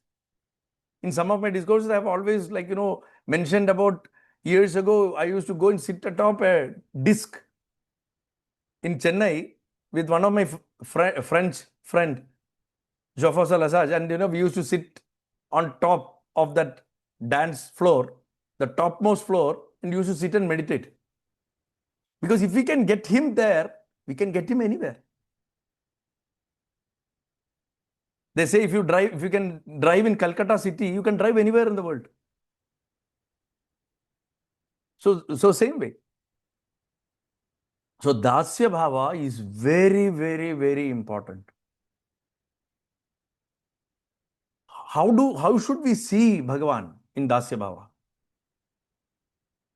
There is a very beautiful song. It is actually sung as a song in Vrindavan tradition and all. It's called Vilāpa Kusumanjali. Flowers of lament, offerings of flowers of lament at the holy feet of Radha Devi. Here the character is Radha, but the essence is the same. It is written by a great poet called Śrī Raghunatha Dasa. Tavaivasmi tavaivasmi na jivami tvaya vina idi vijnaya devi tvam nayamam charanandigam. It means, I am yours. I am yours. I cannot live without you. Oh Devi, please understand this and bring me to your lotus feet. Who is saying this? Krishna is saying this to Radha. Krishna is telling this, lamenting and saying, bring me to your lotus feet. I cannot live without you. I am your dasa. To Radha, Krishna's attitude or bhava was dasya. Can you imagine? Can you imagine that? He always considered herself as his malkin. That is why in Jayadeva's Gita Govinda, Bhagavan is asking her, is your feet aching? Why don't you rest it on my shoulders or on my head for some time? Smaragala Gantana, Mama Shirasi Mantana, Dehi Padapallava Murare. And Jayadeva didn't want to write that. The idea came in his mind. He said, no, my Bhagavan cannot take an ordinary woman's feet on his head and all. So he went to take a bath, undecided. But by the time he came back, Bhagavan came in his form and wrote the same sloka and went. That Ashtabadi is still there. Maragala Gandhana Mama Shirasi Mantana Dehi Pada Pallava Murare. Like that it goes. Beautiful it is. So, that's the height of Dasya Bhava. That's the height of Dasya Bhava. Usually we never think of Bhagavan showing Dasya Bhakti to Radha. We never think of it. You always look upon Hanuman only as the greatest icon of Dasya Bhava. So basically in Dasya Bhava, the devotee sees himself as a servant of the Lord, full of humility, always filled with gratitude, asking Bhagavan, Kim Karomi, what should I do for your wish? What should I do? What should I do? Like Veerabhadra is asking Mahadeva and Kali is asking Mahadeva as soon as they are born, just before the destruction of Dakshayaga.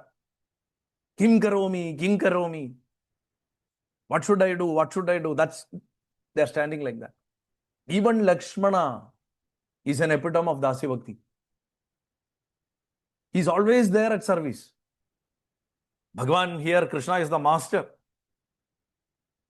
And we exist only to serve his will. That should be our attitude in Dasya Bhava. Why do we exist? Why do we live? We live only to serve his will, nothing else. In that attitude, we will have the quality which Bhagavan prescribed in Gita, offering all actions to Bhagavan before performing them, during them, and after them. Constant remembrance will be there. I am yours, I am yours, I am yours. My hands are yours. You are working. My hands are only for serving you. My tongue is only for uttering your name. My tongue is only for tasting your prasad. My eyes are only to see your form. My ears are only to listen to your kirtans. Like that. But serving him is given more importance. And for that, if you have to become a servant of Bhagavan, then what you have to do first? You have to be disciplined. You have to get up very early in the morning, then show up for work. Bhagavan has not kept any biometric attendance system. It is up to you to go and swipe your card and show up. If you are a dutiful servant. So you have to cultivate discipline. And you have to be very pure. An impure person cannot serve Bhagavan. And moreover, there cannot be even one iota of ego. Complete obedience to the divine order should be there. So that is why we should learn from Hanuman Swami. His service towards Rama. Look at Vidura. What a Dasya Bhakti towards Krishna. It is only his house Bhagavan has ever visited in a private, in a private residence in the entire city of Hastinapura. Bhagavan goes there to have his lunch. He doesn't eat from the palace. He goes to Vidra. And Gopas and the gopis and Bhagavan's all attendants at Dwaraka, like Satigi and all.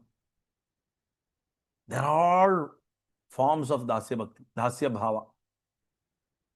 So, through Dasya Bhava, what do we get? Ego is purified. So, we all should start with Dasya Bhava. That is my personal opinion. Because then it will be easy for the other bhavas to be attained. Here, as I said, don't jump into Madhurya Bhakti just because you love loving people. Just because you love romance, don't jump into the Madhurya Bhakti. First, learn to be a dasa. So, ego is purified by Dasya Bhava. Service will become joy. When the ahankara bows, the ahankara bows down. When it bows down, Ananda will automatically rise. When I said this, Anand disappeared from the screen and came back. In tune with what I said, I can see his lovely daughter also there on the screen. Hi, Ma. So, when ahankara bows down, Ananda rises. Now, second one is Sakhya Bhava, the mood of friendship. That's another beautiful form which Arjuna exemplified, which Kuchela exemplified, which Uddhava exemplified. Sakha de aham idi matva. It's a beautiful sloka portion from Gita. I think it's in the 11th chapter. Sakha de aham idi matva prasadam kurume prabho. Arjuna is asking Bhagavan, I am your friend. Please be pleased in me, thinking that you are my friend.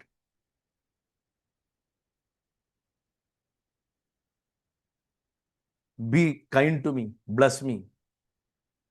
That way of looking at Bhagavan. How many of us can do that?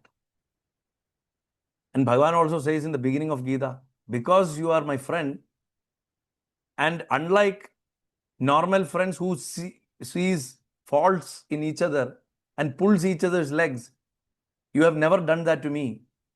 Because of that great quality, I will give you the greatest of the knowledge. What a beautiful way of saying. Friendship is not about pulling each other's legs. It is about strengthening each other. And here are two friends who have strengthened each other all through their lives. And they are of the same age, just months different. I think Arjuna is 3 months elder to Bhagavan. But still, for 126 years, they were the most model friends ever. Never talked bad about each other to each other. Never found any fault in each other. That's the beauty of it. So, Krishna is not a distant Lord in Sakhya Bhava. He is a beloved companion. We will relate to him with familiarity, with laughter, with love. You can pinch him and all, no problem. And yet with reverence. We know that he is Bhagavan, but he is our friend. So you can deal with him with familiarity, with laughter, and with love. So how do we practice this? Start conversing him with Krishna. Mentally as a close friend. Talk to him, talk to him, talk to him. Talking means not dumping all your wishes to him. No. That's not what I mean. Ask him simple questions. Did you take a bath?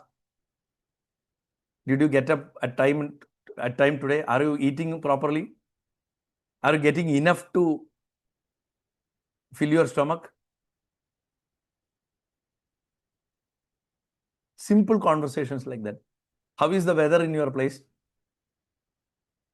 Things like that. Simple talks. Do you like this? Do you like that? I am going to such and such a restaurant. Are you coming with me? Start talking to him like a close friend. Cry on his shoulders. Confess.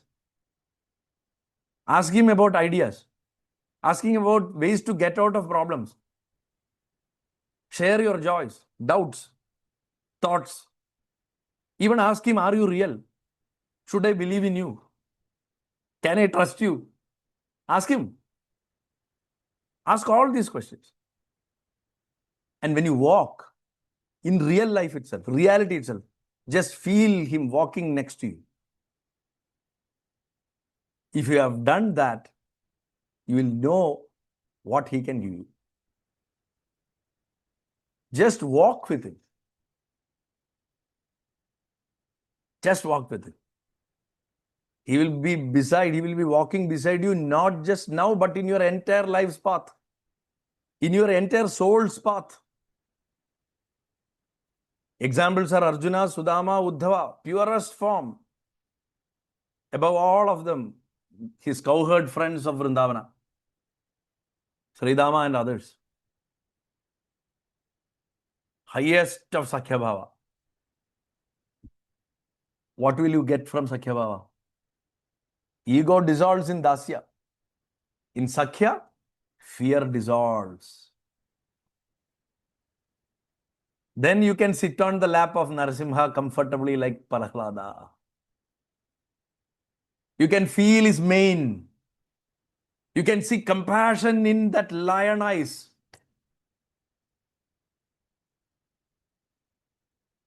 Our heart will become natural. It won't have made up beads. It will be transparent.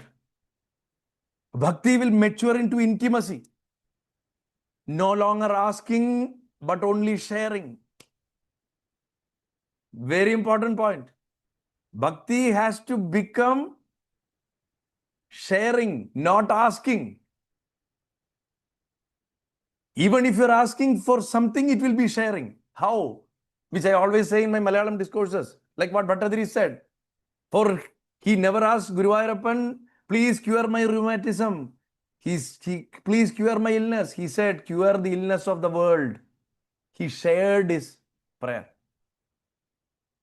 When we have a problem, you go to Bhagavan and tell him, Bhagavan, I am facing this problem. Millions of others known and unknown to me are suffering maybe more or less than my case with the same problem. Bhagavan, please give a solution for all of us. Cure all of us. Can you pray like that? Vishwapida Bhahatyai. That's what Bhattadri asked. That's when the pure Bhakti will mature into intimacy where we share. We no longer ask. Even what we get from Bhagavan as a blessing, we share with him. Because he is our friend. Bhagavan, give me a bowl of payasam. If we get a bowl of payasam, we share it with him. Bhagavan, give me a Mercedes Benz. We share it with him. You can share. So sharing happens in prayer as well as with Bhagavan. What a beautiful way of looking at it. Right? Now comes Vatsalya Bhava. Ultimate, one of the greatest forms. For women, it is very easy. Of course, men also, if they really are in the right mindset, Vatsalya Bhava will work wonders. You can see Pundanam, you can see Villumangalam. Bhagavan used to call them father. Acha, they used to call, no? Pida. So Vatsalya Bhava is the mood of parental love.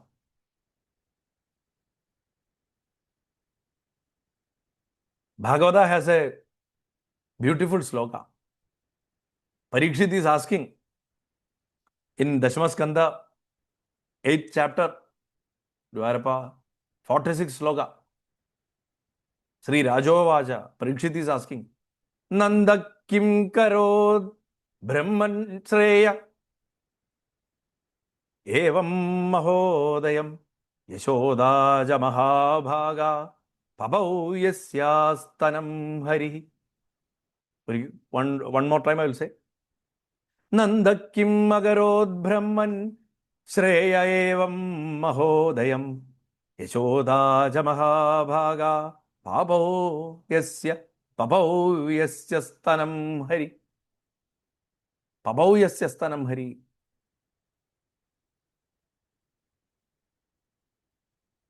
Maharaja has heard the great story of Yashoda. And he is asking Shugadeva. He has just completed saying the great fortune of Mother Yashoda. Parikshit is like surprised, and with words of wonder he is asking, O Brahmanishta, O learned person, Mother Yashoda's breast milk was sucked by the Supreme Personality of Godhead, the Brahman. What past auspicious activities or karma did she do? And Nanda Maharaja also do to perform. What did they perform?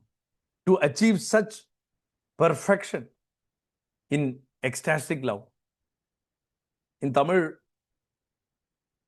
there is a beautiful song you must have heard.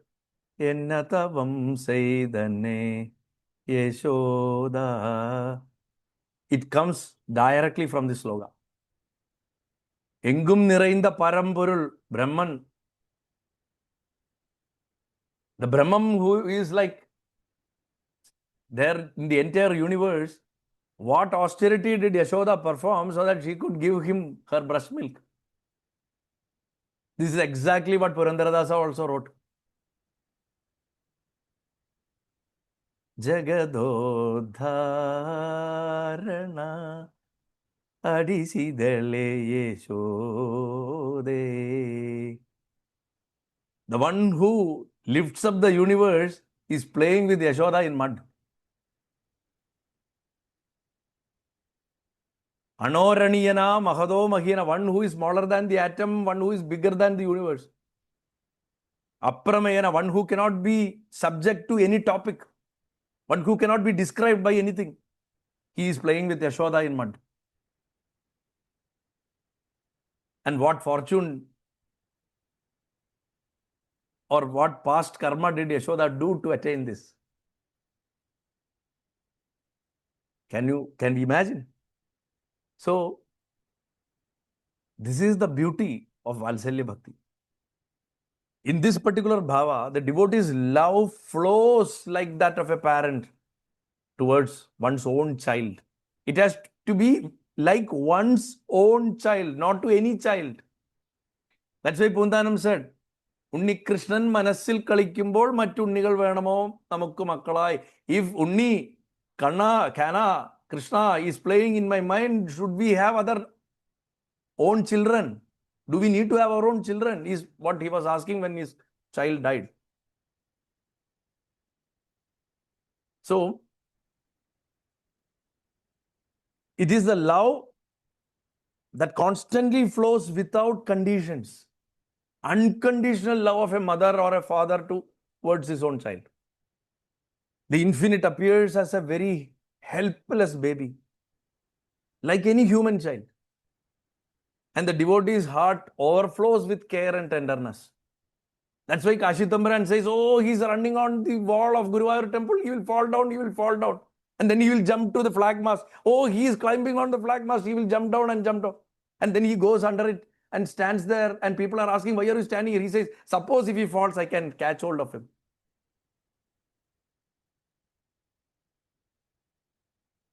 So, what happens is, Bhagavan gives us an opportunity to divert one of our greatest source of attachment towards him. Our children are our greatest elements of attachment. So Bhagavan is giving us an opportunity to purify it. And look at the whole opportunity he is giving. You get a maintenance-free child. You don't need to change diapers. You don't need to give him a bath every day. You don't need to even feed him. He's always decked up full of his stomach full with butter. He's always there. Just play with him, play with him, play with him. That's all he wants. I'm not saying you should not give him anything. You should give him. He will demand also. But he's a maintenance-free child. So meditate on that Balakrishna. Crawling, smiling, stealing butter. Imagine that, you gave birth to him. From day one onwards, you will say, he just toppled, he started crawling. Feel all those stages. This is exactly what Kururama did. This is exactly maybe like, millions of other unknown great devotees, Vatsalya Bhaktas of Bhagavan did. Offer food, put him to sleep, sing lullabies. Show your affection in daily worship. Admonish him when he does naughty things. And always feel responsible for his happiness like you feel responsible for your child's happiness. This is the key of Valsalya Bhakti, feeling responsible for his happiness. And in Valsalya Bhakti, when you are behaving like a parent, 23 hours you behave like a parent, and on the 24th hour you suddenly fall very depressed and all, then you go to, oh Bhagavan, please help me. Never beg in front of your child. Tell him, you are my son, do it for me. Order him. He loves to be ordered. If you suddenly go and beg in front of him, he will get confused. The bhava will break. Those who listen to the Malayalam discourse, you can listen to my Valsalya Bhakti, which I had talked in detail some 4 years back. It is there in YouTube, Malayalam 18 Steps channel. We have clearly discussed how we should behave with Bhagavan step by step in that, in Valsalya Bhakti. Anyway, feel responsible for his happiness like how Yashoda did. That's all he wants from us. There are several examples, Yashoda, Nanda, Nandagova, Vasudeva, Devaki, Rohini, even as I said, Kundi, so many.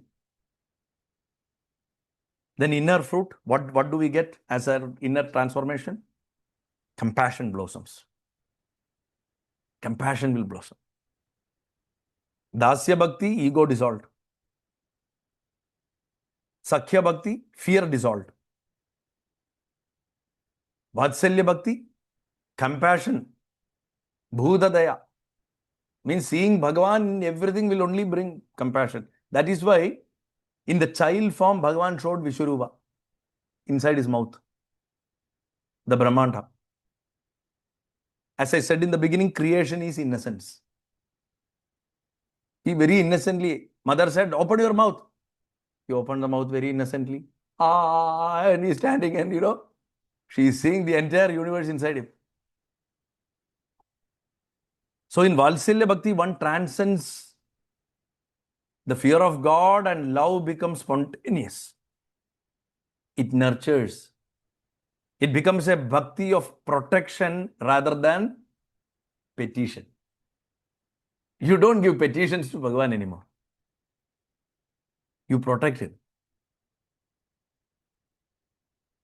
Actually, he is the one who is protecting us, but when you take joy in protecting him, he is the one who is punishing us and guiding us, but we take joy in guiding him and protecting him. Hey, don't walk like that. There is a mud pool there. Come this way, this way.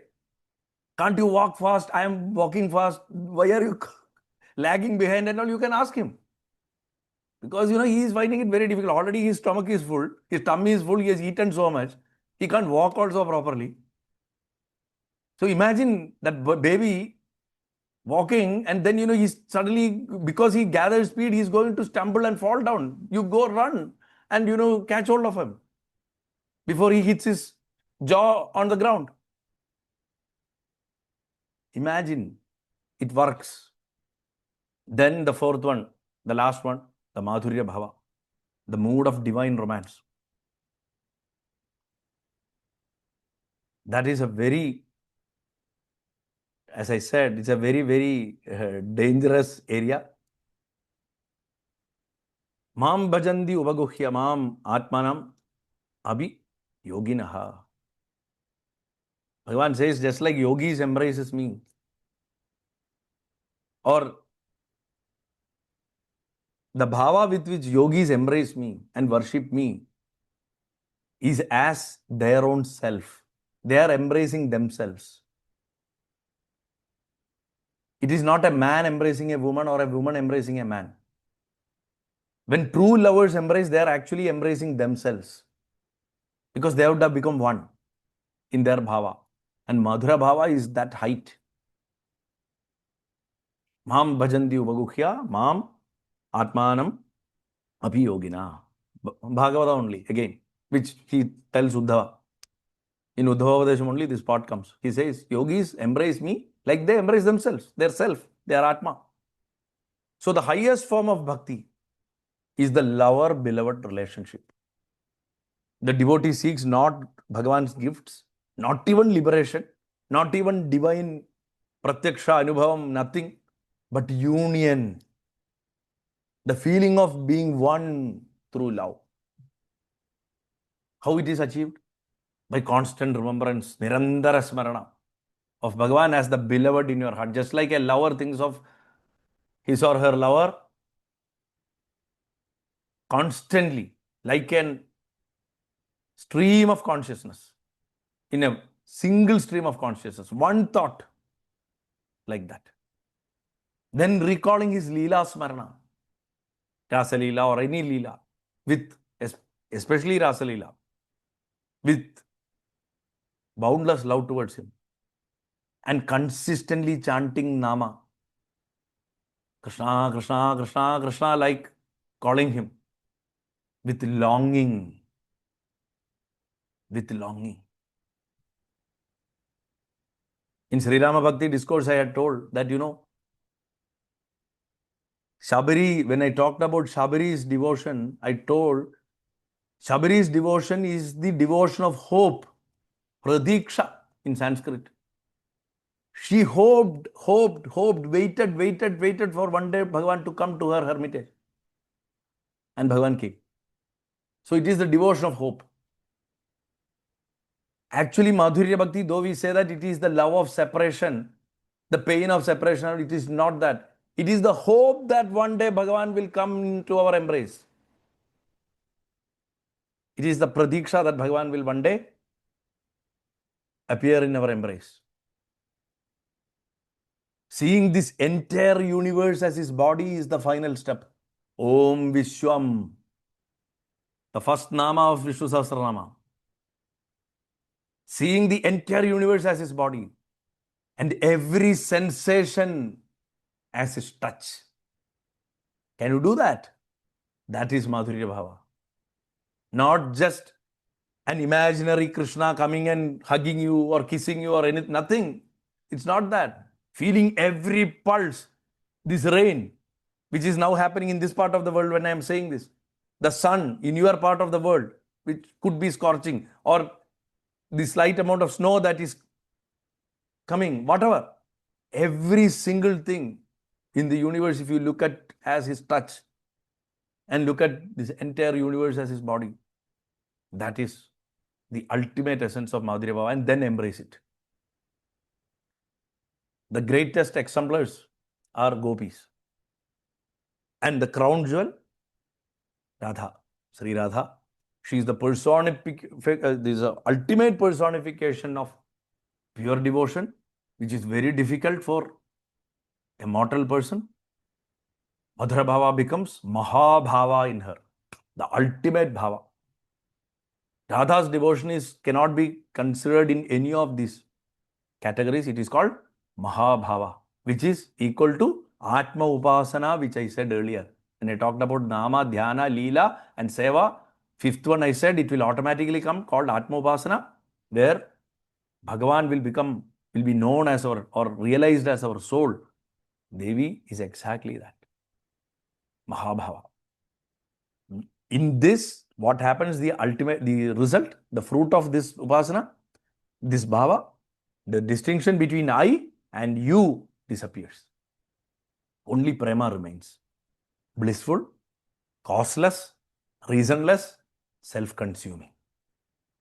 It eats itself and nourishes itself. Again, it grows, it eats itself, nourishes itself. Purnamada, Purnamidam, Purnat, Purnamadachere, Purnasya, Purnamadaya, Purnamevavashishyate. So that Purnam is Prema. Now just quickly recap the ladder of Bhava and then we can, conclude, go to the concluding section.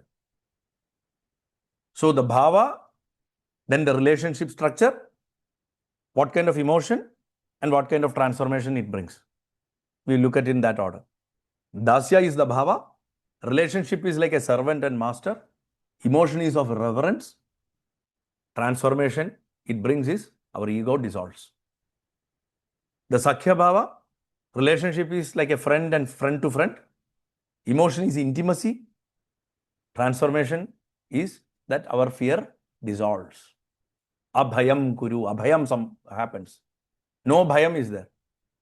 Then Vatsalya, in the Vatsalya Bhava, it's like relationship is like a parent-child, mother-child or father-child, or even guardian-child.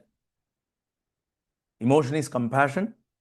Transformation is our possessiveness dissolves.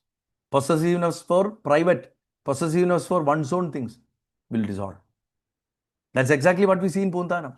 It dissolved when his child died. The biological child died. His possessiveness dissolved. And he sees Bhagavan as his son. Now Madhurya, the final form. Relationship is like a lover and beloved. Emotion is union itself. You cannot say love or anything there. Emotion is union, being one. And what is the transformation? Duality dissolves. Radha is equal to Krishna, Krishna is equal to Radha. So each Bhava refines heart sensitivity to Krishna's presence. Start with Dasya, move to Sakhya, then to Valsalya, then to Madhurya. Beautifully it will work. Each Bhava will refine the heart sensitivity. Ultimately, they will all culminate in that Mahabhava called Atma Bhava, realizing that the lover, the beloved, and the love itself are one. Jnana Jnadrik Jnaya, they say. Jnana Jnadrik Jnaya Rupa. Or in Sri Vidya, they say Tripudi. What we see, the person who sees, and the sight, all are one. When all become one, Brahma Vidya happens. So in the Atma Bhava, when the lover, the beloved, and the love itself are one, because love is a very powerful emotion. After hatred, love is the powerful emotion. Hatred is the most intense emotion. That's why Hiranyakashipu got a fast track. Ravana got a fast track. Shishupala got a fast track. Kamsa got a fast track. But then the most intense, because it works well with our hormones, with our mental makeup as a human being. So that's why in this beautiful poetry called Brahma Samhita, which Chaitanya Mahaprabhu got from Tiruvananthapuram, which he later took to North. In Brahma Samhita, I think the 5th chapter, 38th sloka, he says,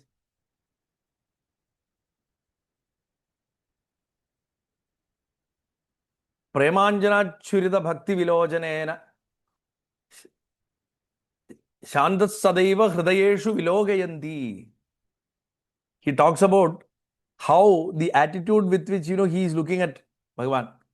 He's saying, I am worshipping Govinda, the first Lord or the primeval Lord, who is Shyamasundara, Krishna. In that sloka, the full sloka, it is there.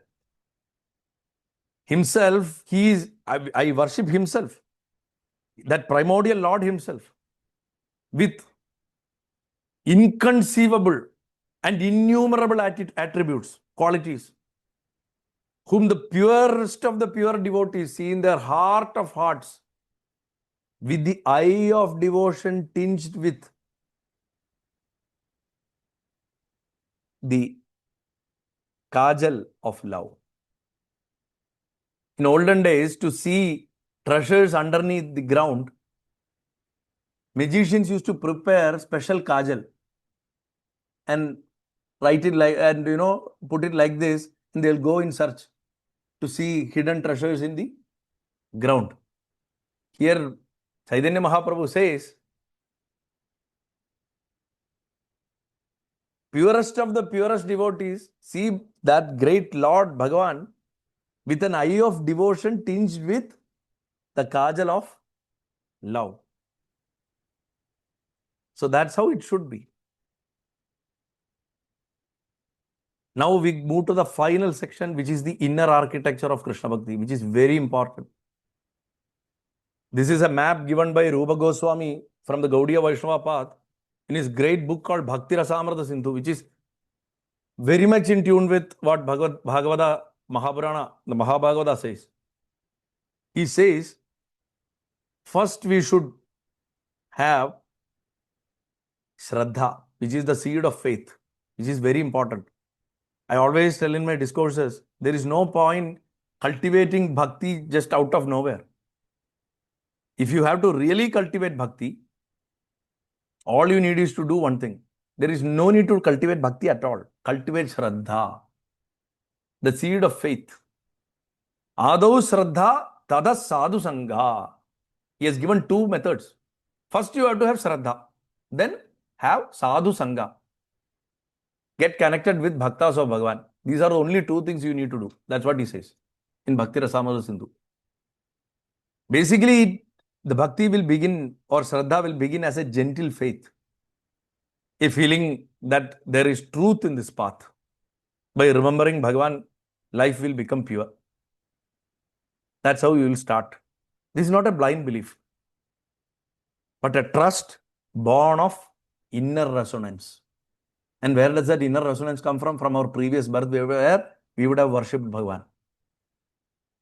Or even by the contact of somebody with that level of resonance, a great guru or a great bhakta. It can be even a householder. It can be even your mother, who is a great devotee of Bhagavan.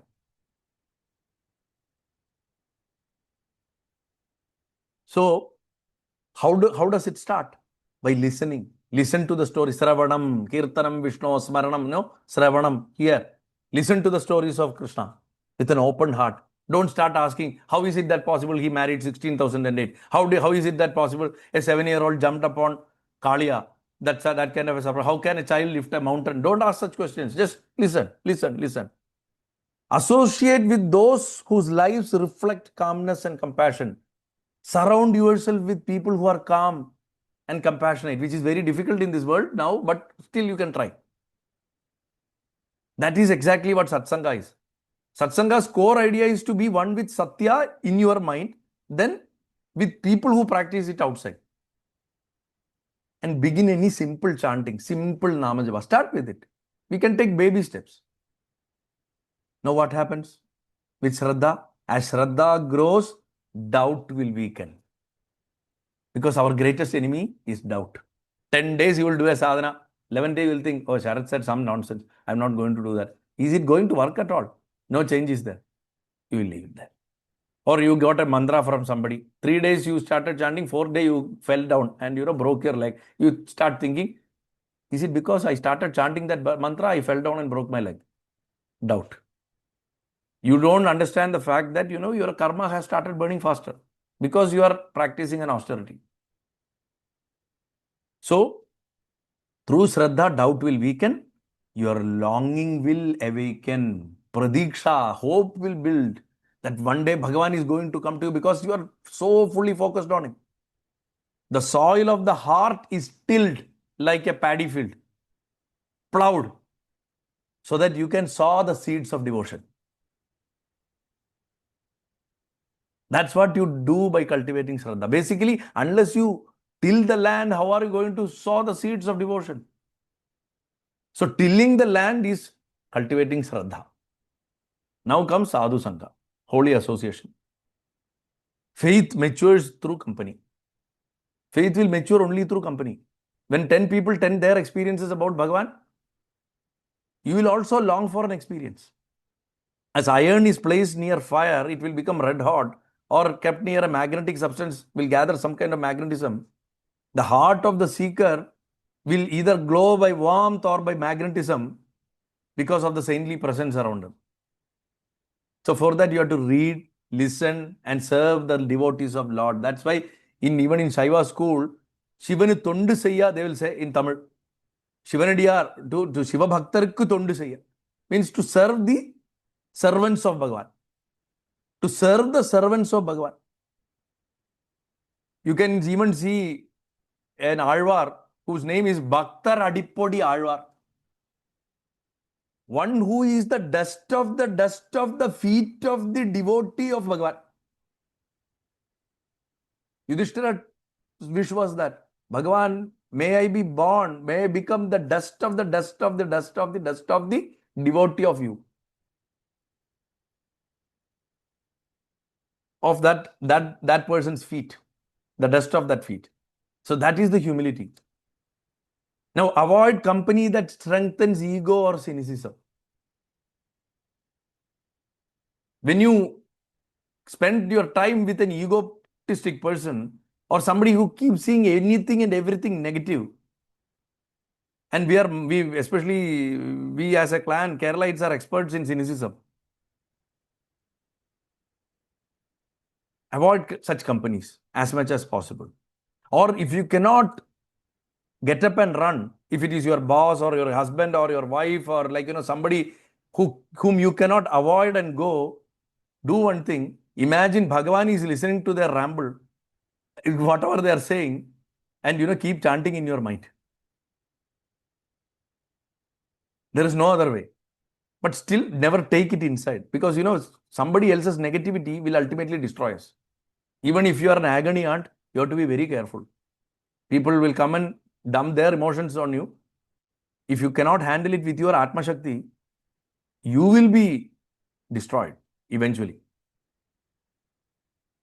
Then discuss any scriptures, granthas like Idihasas or Puranas or any Shastra granthas like Bhagavata or Gita together with any like-minded person, or discuss any topic related with Bhagavan. Don't go behind all these miraculous stories and stuff like that. Something where the tattva is, the absolute nature of Bhagavan is given, discuss that. So what transformation it will bring you? The sadhu sangha. Your bhakti will shift from an idea to a practical living vibration. Krishna will cease to be a concept. He will become a living presence guiding your heart with sadhu sangha. The third is bhajana kriya. It is not just singing and dancing or chanting mantra. It is a discipline practice. Bhajana kriya is your discipline practice. I said you have to be disciplined. Having tasted devotion through sadhus, one should commit to regular practice. We get inspiration only from gurus. They can't chant on our behalf. They cannot chant every day on our behalf. Your mother can teach you how to brush your teeth. But she cannot brush your teeth even when you are 30 years old or 100 years old. You have to brush your own teeth. So, discipline. We have to commit to a regular practice like Nāma japa, puja, study, Sevā, Sravanam, Kirtanam, Vishnu Smaranam, Padasevanam. Variety of methods are there. Archanam, Vandanam, Dasyam, Sakyam, Atmanivedanam. So many methods. Even just listening is enough. Start with that. So daily chanting of a chosen mantra or Nāma. At least in the morning and evening, remember Bhagavan. Even if you don't have time, you can remember him. Regularly try to do some swadhyaya, read one sloga or learn one thing and then try to implement it into your life rather than by hearting all 700 slogas of Bhagavad Gita just for certificate's sake and appreciation. Learn at least one concept and apply it in your life. Offer whatever you eat to Bhagavan.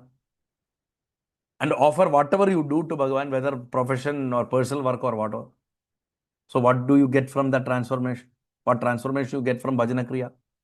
This discipline you practice will convert your emotion into energy. Then bhakti won't be complacency.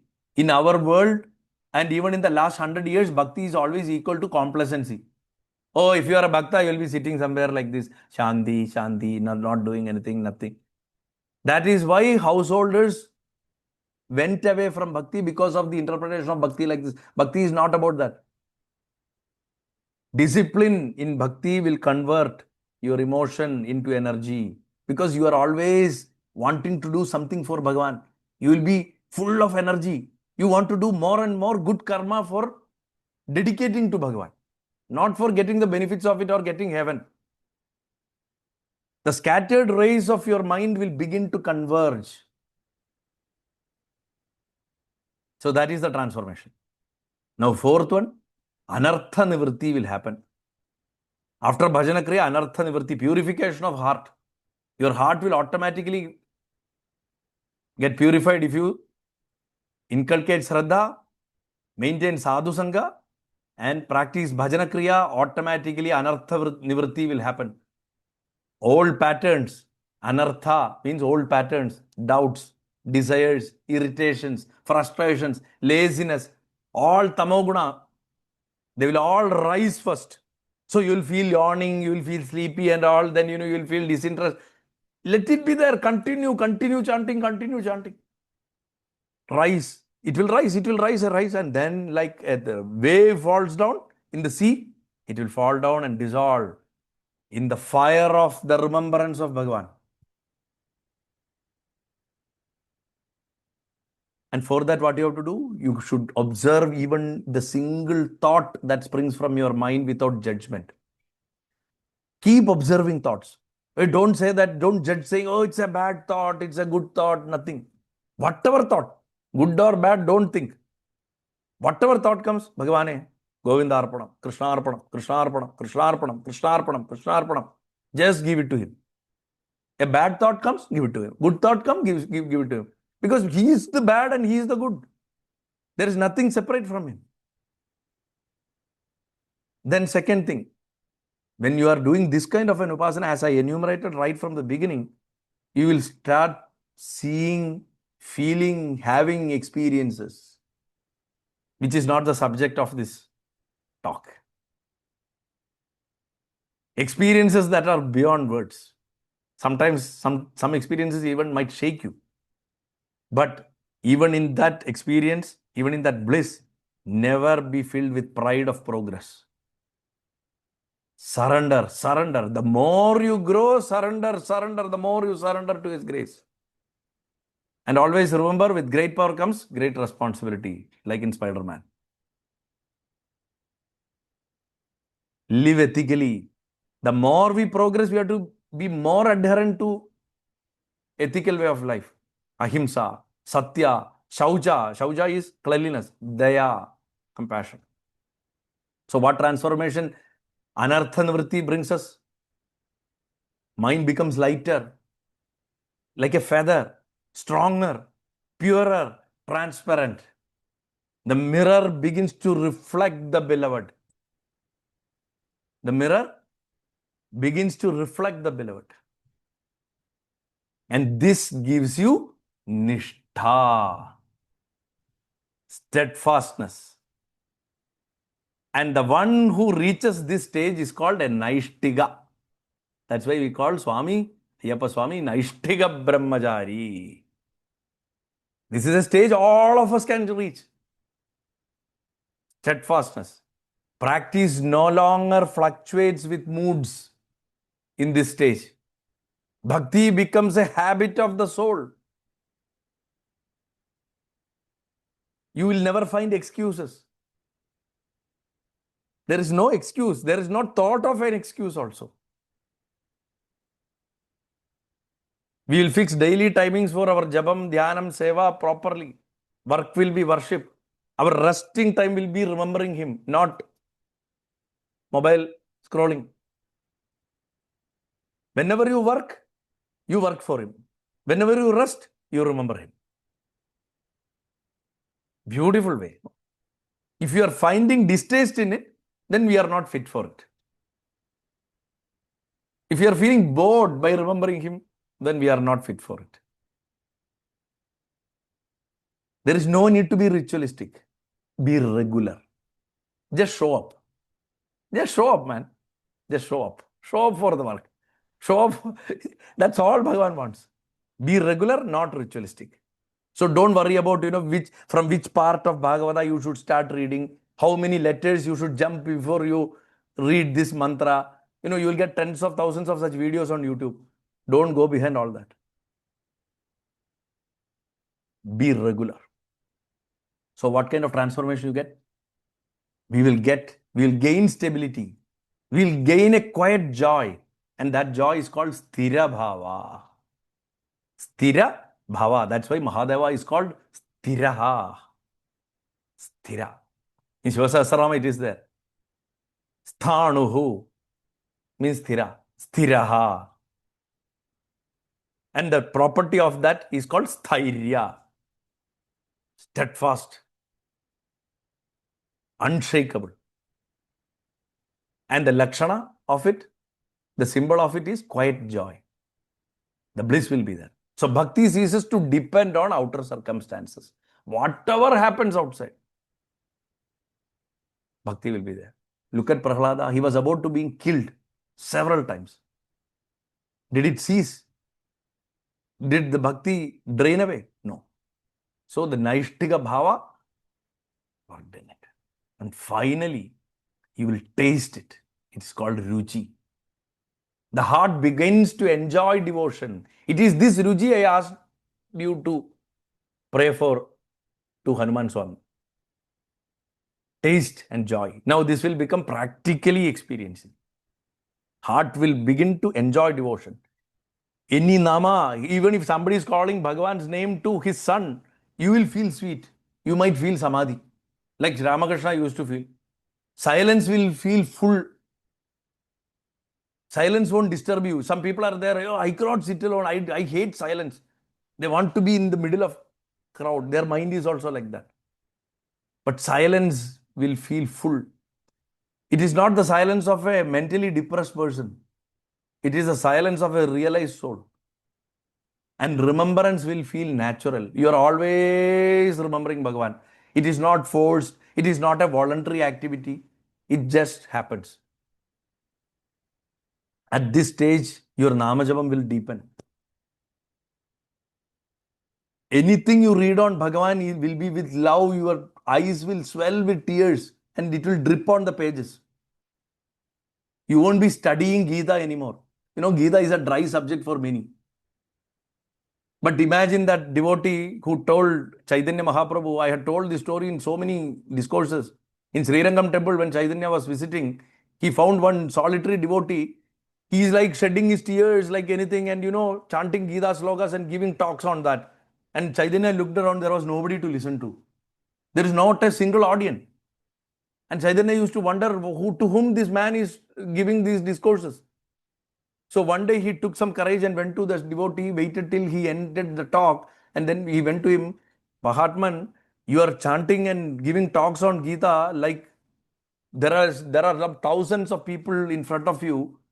You are crying and there is still no one who is there to listen to. I was the only one who was listening to a little bit of it, standing from behind that door. So this man is saying, Mahatman, Chaitanya to Mahaprabhu, he is saying, Mahaprabhu, I am crying because of the sheer thought that whatever that is coming from my throat as these slokas were once the words that came out of Bhagavan's own mouth. Can you imagine? He's asking. Can you imagine that these words once came from Bhagavan's mouth to Arjuna?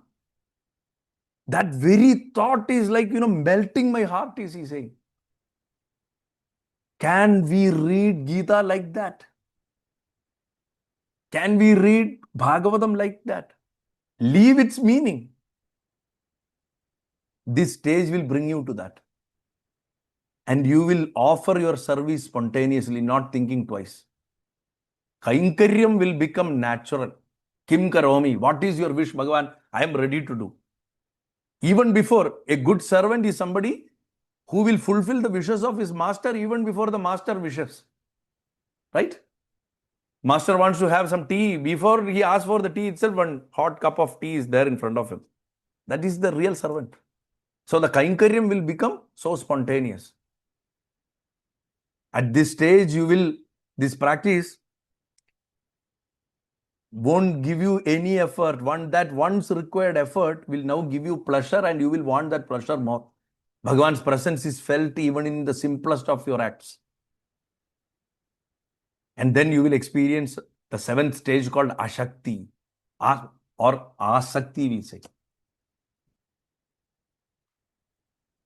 Asakti is loving attachment.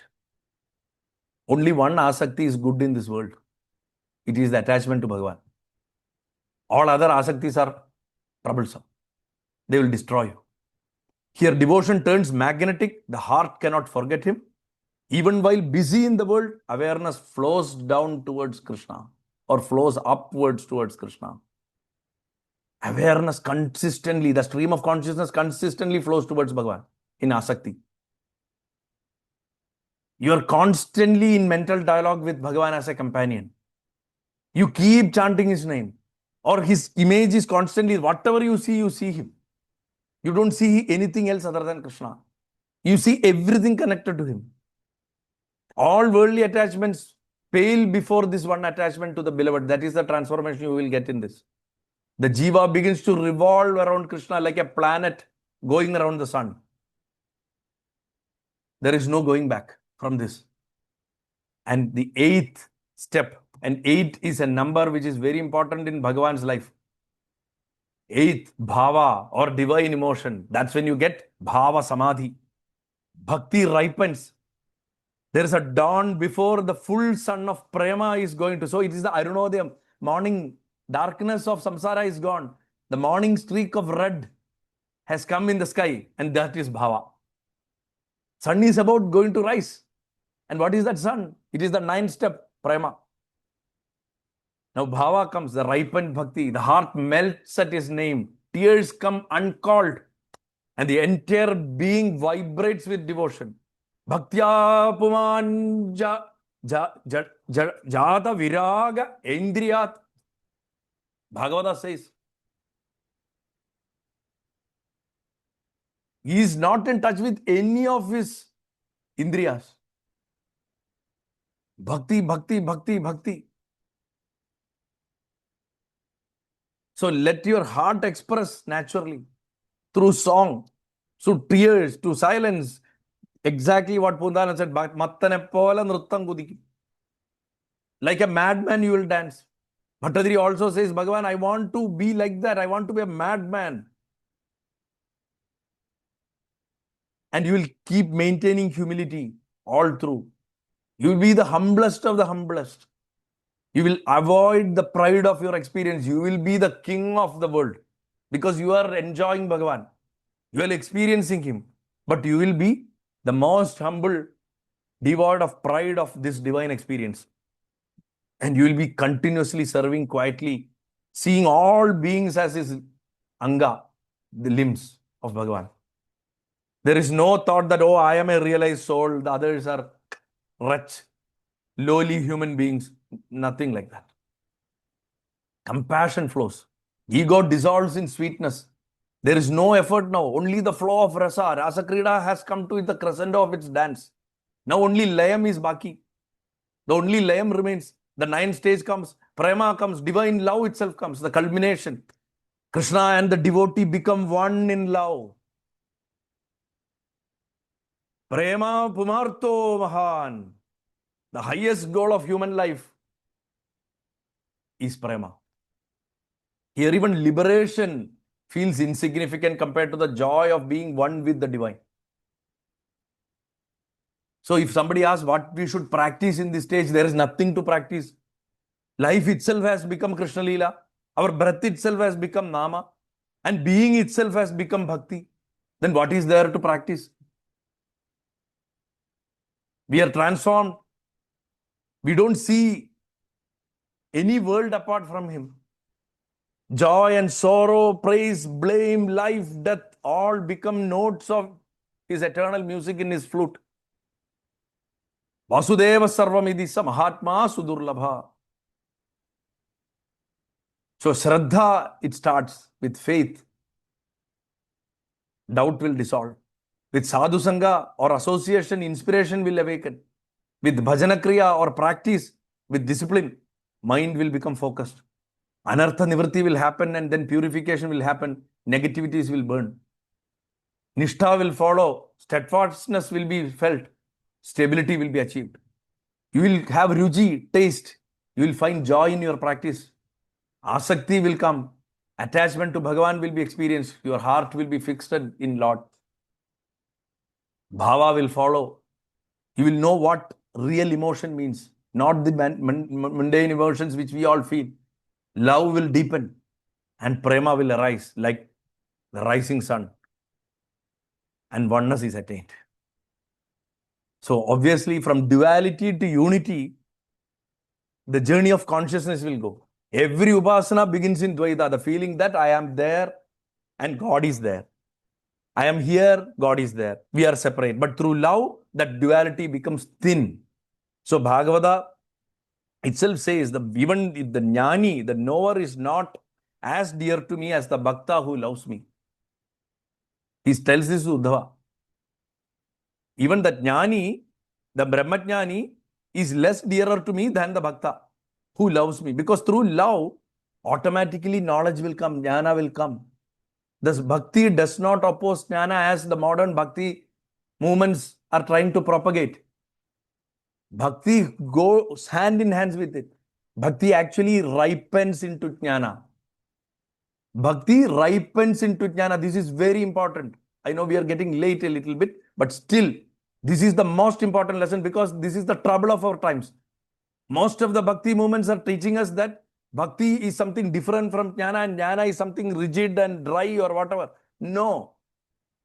And jnanis are looking down upon bhakti, which is also wrong. Bhakti will ripen into jnana. So the 3 levels of upasana, Dvaita stage is the first step. See, each step is important. Each step they do not compete with each other. Nothing is above one another. They are just stages. They are just steps. Dvaita or dual form of upasana is where we say, I am your servant, because Bhagavan is something different. Relationship is a separation. Realization is devotion as worship. Realization is achieved through devotion as worship. Bhakti should be there through serving. Now, next step comes. So, Dvaita is the school which Madhva and all propagated. Madhvacharya in Karnataka. No, they will say bad things about Advaitis and Vishishta Advaitis of Ramanuja and Shankara. The schools will, fight between themselves, fight among themselves. But in reality, they are just steps. Vishishta Advaita or qualified unity. It is called qualified unity. Dvaita is dual. Vishishta Advaita is qualified unity. In Vishishta Advaita, you are not fully separate from Bhagavan. You are a part of it. Dvaita, we said, I am your servant. Here we are saying, I am a part of you. Here the relationship is dependence. We are depending. In Dvaita, we are separate, but here we are depending. Here our bhakti is participation. We participate. Here we have the idea of Jiva and Brahma. And then finally, Advaita, non-dual. I am you. We are realizing, Bhagavan, you are me, I am you. Oneness. Relationship becomes oneness. Here, bhakti will become realization. So, Dvaita through separation will help you in Aradhana or worship. Vishishta Dvaita through dependence will give you participation in bhakti. And Advaita will give you the taste of oneness, eventually taking bhakti to realization. Bhagavan himself leads the devotee through all 3 if you really look at it. How Krishna himself leads it. From the sweetness of form, Rupa Bhakti, where duality is there, Dvaita is there, to the peace of essence, Swarupa Bhakti. When we get Bhagavan's form, we look like Bhagavan, Vishishta Dvaita. And finally, we dissolve into formless awareness, Atma Bhakti, where Advaita comes into play. So Bhagavan gives each of these, Dvaita Bhakti, Vishishta Dvaita Bhakti, and Advaita Bhakti. Rupa Bhakti, Swarupa Bhakti, Atma Bhakti. Rupa Bhakti is duality, Dvaita. That's what we all practice. Then we get the Swarupa of Bhagavan. We'll start looking like Bhagavan because of constant remembrance. Swarupa Bhakti, peace of essence is given to us. The Shanti of essence. When we start feeling that, it is called Swarupa Bhakti. We need not look like, wearing a peacock feather or holding a flute or anything. When our mind starts feeling Shanti, Parama Shanti, silence, we are experiencing Swarupa Bhakti. Then finally we will dissolve into formless awareness. The Atma Bhavada, it is called Atma Bhakti.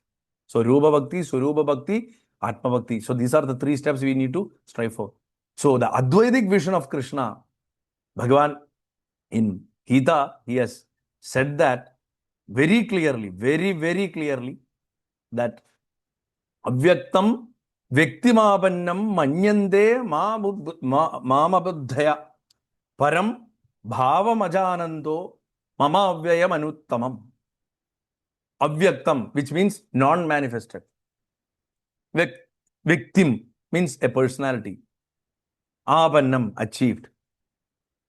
I'll give you the full translation. Unintelligent men who do not know me perfectly think that I, the Supreme Personality of Godhead, Krishna, was impersonal before and have now assumed this personality. Due to their very constricted or small knowledge, they do not know my higher nature, which is imperishable and supreme. This is a very important point.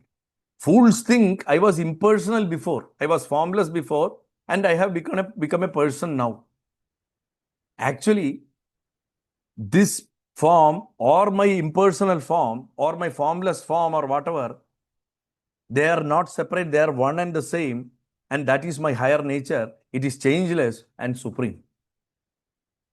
A true bhakta will realize this. Therefore, when you love Krishna as a person, you are actually loving that bodham, that Brahman, which has made itself visible to you. There is no difference. It has not become this. It is that. Understand the subtle difference. Only then we can slightly get a taste of Bhagavan's intelligence. What he is trying to tell Arjuna. So you get that inner Krishna, the Antaryamin. Ishvara Sarva Bhudanam Hrideshe Arjuna Tishtadi. Krishna is not in Dwaraka or Vrindavana alone. He abides in each and every one of us as the Antaryamin, the inner controller, the witness, the pulsation of awareness within our heart. So when we close our eyes, we have to listen deeply. The space of consciousness in which thoughts arise and subside, like waves come in an ocean and fall down. That space where this happens is called Vasudeva. The one in whom all beings dwell and who dwells in all beings. Yome anda pravishyati. I am there in everything and everything is in me. That space where everything dwells is called Vasudeva. And the mantra, Om Namo Bhagavate Vasudevaya. What a great mantra. This is the mantra that was given to Dhruva. So now, what is the last sentence we should remember as we conclude this? The Mahavakya of Bhakti. We know the Mahavakyas of Veda. Aham Brahmasmi, Prajnanam Brahma, Tattvamasi, Ayamatma Brahma. They are all Mahavakyas of Vedas. What is the Mahavakya of Bhakti? Ahameva Krishna. I am Krishna. That is it. Ahameva Krishna. It is not our ego declaring that I am God. Not like Paundraga. Not like all these gods who are, godmen who are walking around. You know what? Some living godmen now, I have had the misfortune of listening to their own Gayatri. They have created their own Gayatri mantra with their name. Like Sunil Kumar Vidmahe, Kalpati Vasi Dhimahi, like that. Or Kerala Vasi Dhimahi. Seriously, I have listened to one modern day demi-gurus or God, whatever, a God-man, his disciples doing Sri Rudra Havanam with his name attached to it. Namaste Rudra Manyave Utoda Ishave Nama is the first mantra. Namaste Rudra Manyave Sunil Kumar Utoda Ishave Nama is how you will feel. I'm just giving Sunil Kumar as a hypothetical name. So, that is not what we mean by Ahamayava Krishna. It means the wave of realizing I am not separate from this ocean. The wave realizes the drop fallen on the shore of the sea. It falls back into the sea. Will it say that I am the drop? No, it will say I am the ocean. It realizes I am not separate from the ocean. So when the devotee's individuality, the jivatva, the quality of being a jiva, that is called, so individuality is jiva. If somebody asks you tomorrow, what do you mean by jiva? It's the individuality of all of us. That individuality dissolves in pure love. What remains is that Krishna, Bodha, or the Brahma Tattva, which is limitless, luminous, and all-pervading. Sarvabhudastam atmanam sarvabhudani jatmani ikshade yoga yuktatma sarvatra samadarshana. Gita says. The yogi sees the self in all beings and all beings in the self. Till now we were telling, you see Krishna in all beings and all beings in Krishna. Now Bhagavan is saying, telling Arjuna, Arjuna, you see all beings in you and you in all beings. Doesn't make a difference. It's same as seeing me in all beings and all beings in me. He does not so such a person does not merely love Krishna. He is the love through which Krishna shines. He becomes the love. He becomes the prema. He becomes Krishna premi, literally. And through that prema, Bhagavan shines. So Krishna is Brahman, Paramatman, and Bhagavan, as we started with. Jiva Goswami has beautifully said this in Bhagavata Sandarbha.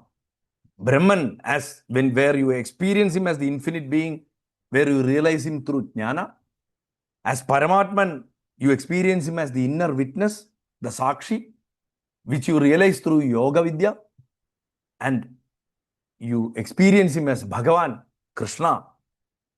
You experience him as the most loving person, which you realize through Bhakti. So you can realize him through Dhyāna as Brahman, you can realize him through Yoga as Paramatman, you can realize him through Bhakti as Bhagavan.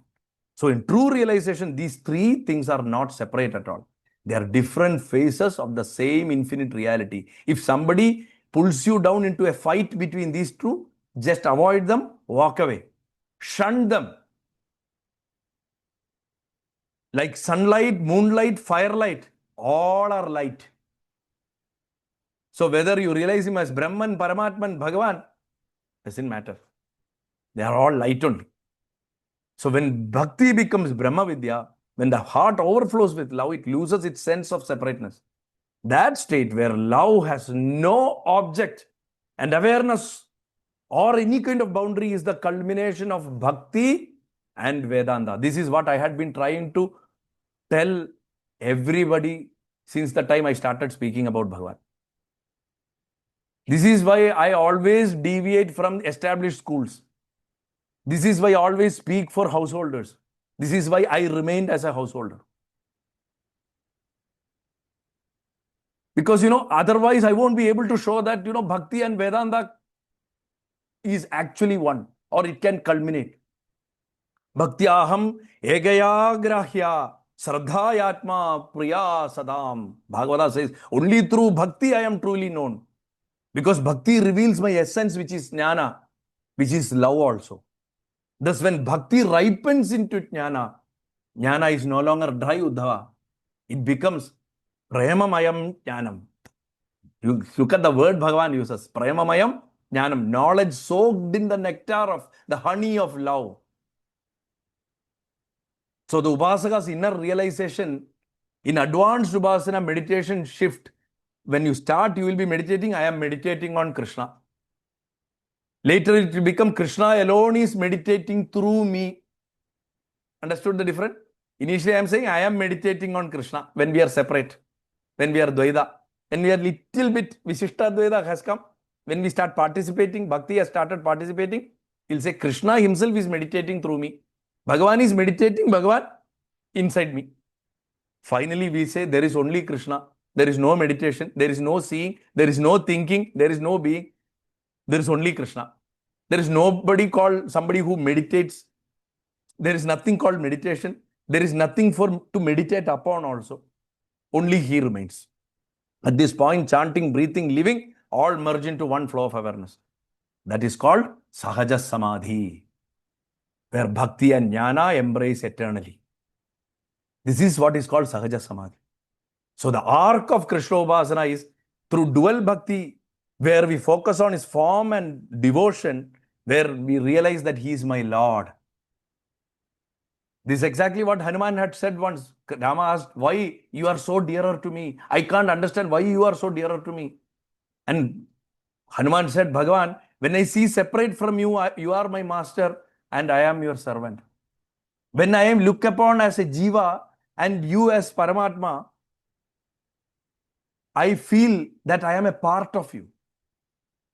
When I finally realize that I am you, I attain bliss. This is why you feel that I am dearer to you. How beautifully Bhagavan says this. Same thing he says. Dual bhakti.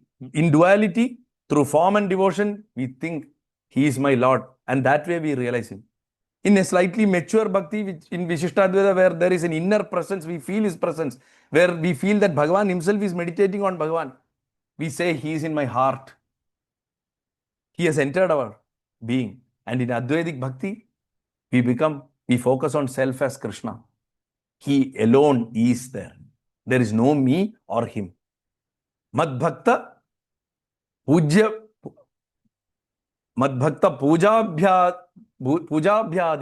Madbhakta Pujabhyadiga.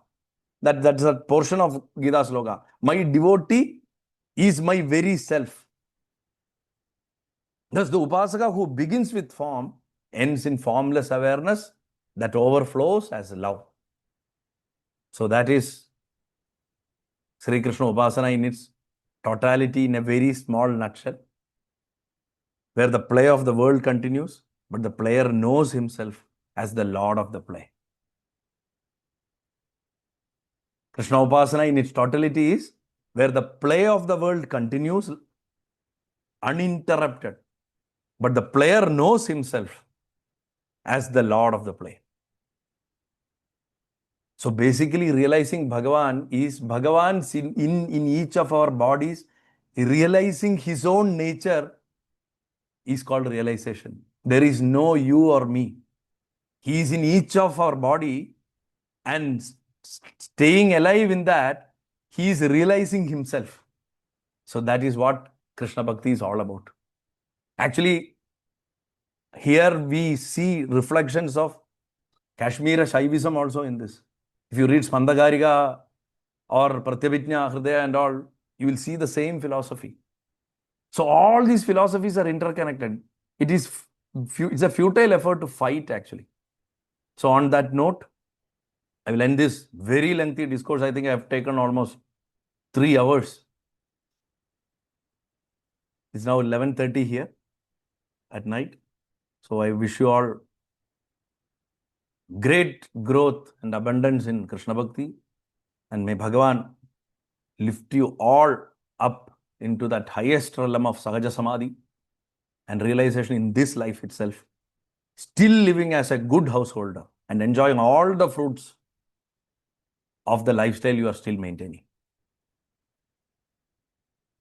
Narayana Khila Guru Bhagavan Namaste. Guruvayurappa Sharana. Narayana, Narayana, Narayana, Krishna, Bhagavani.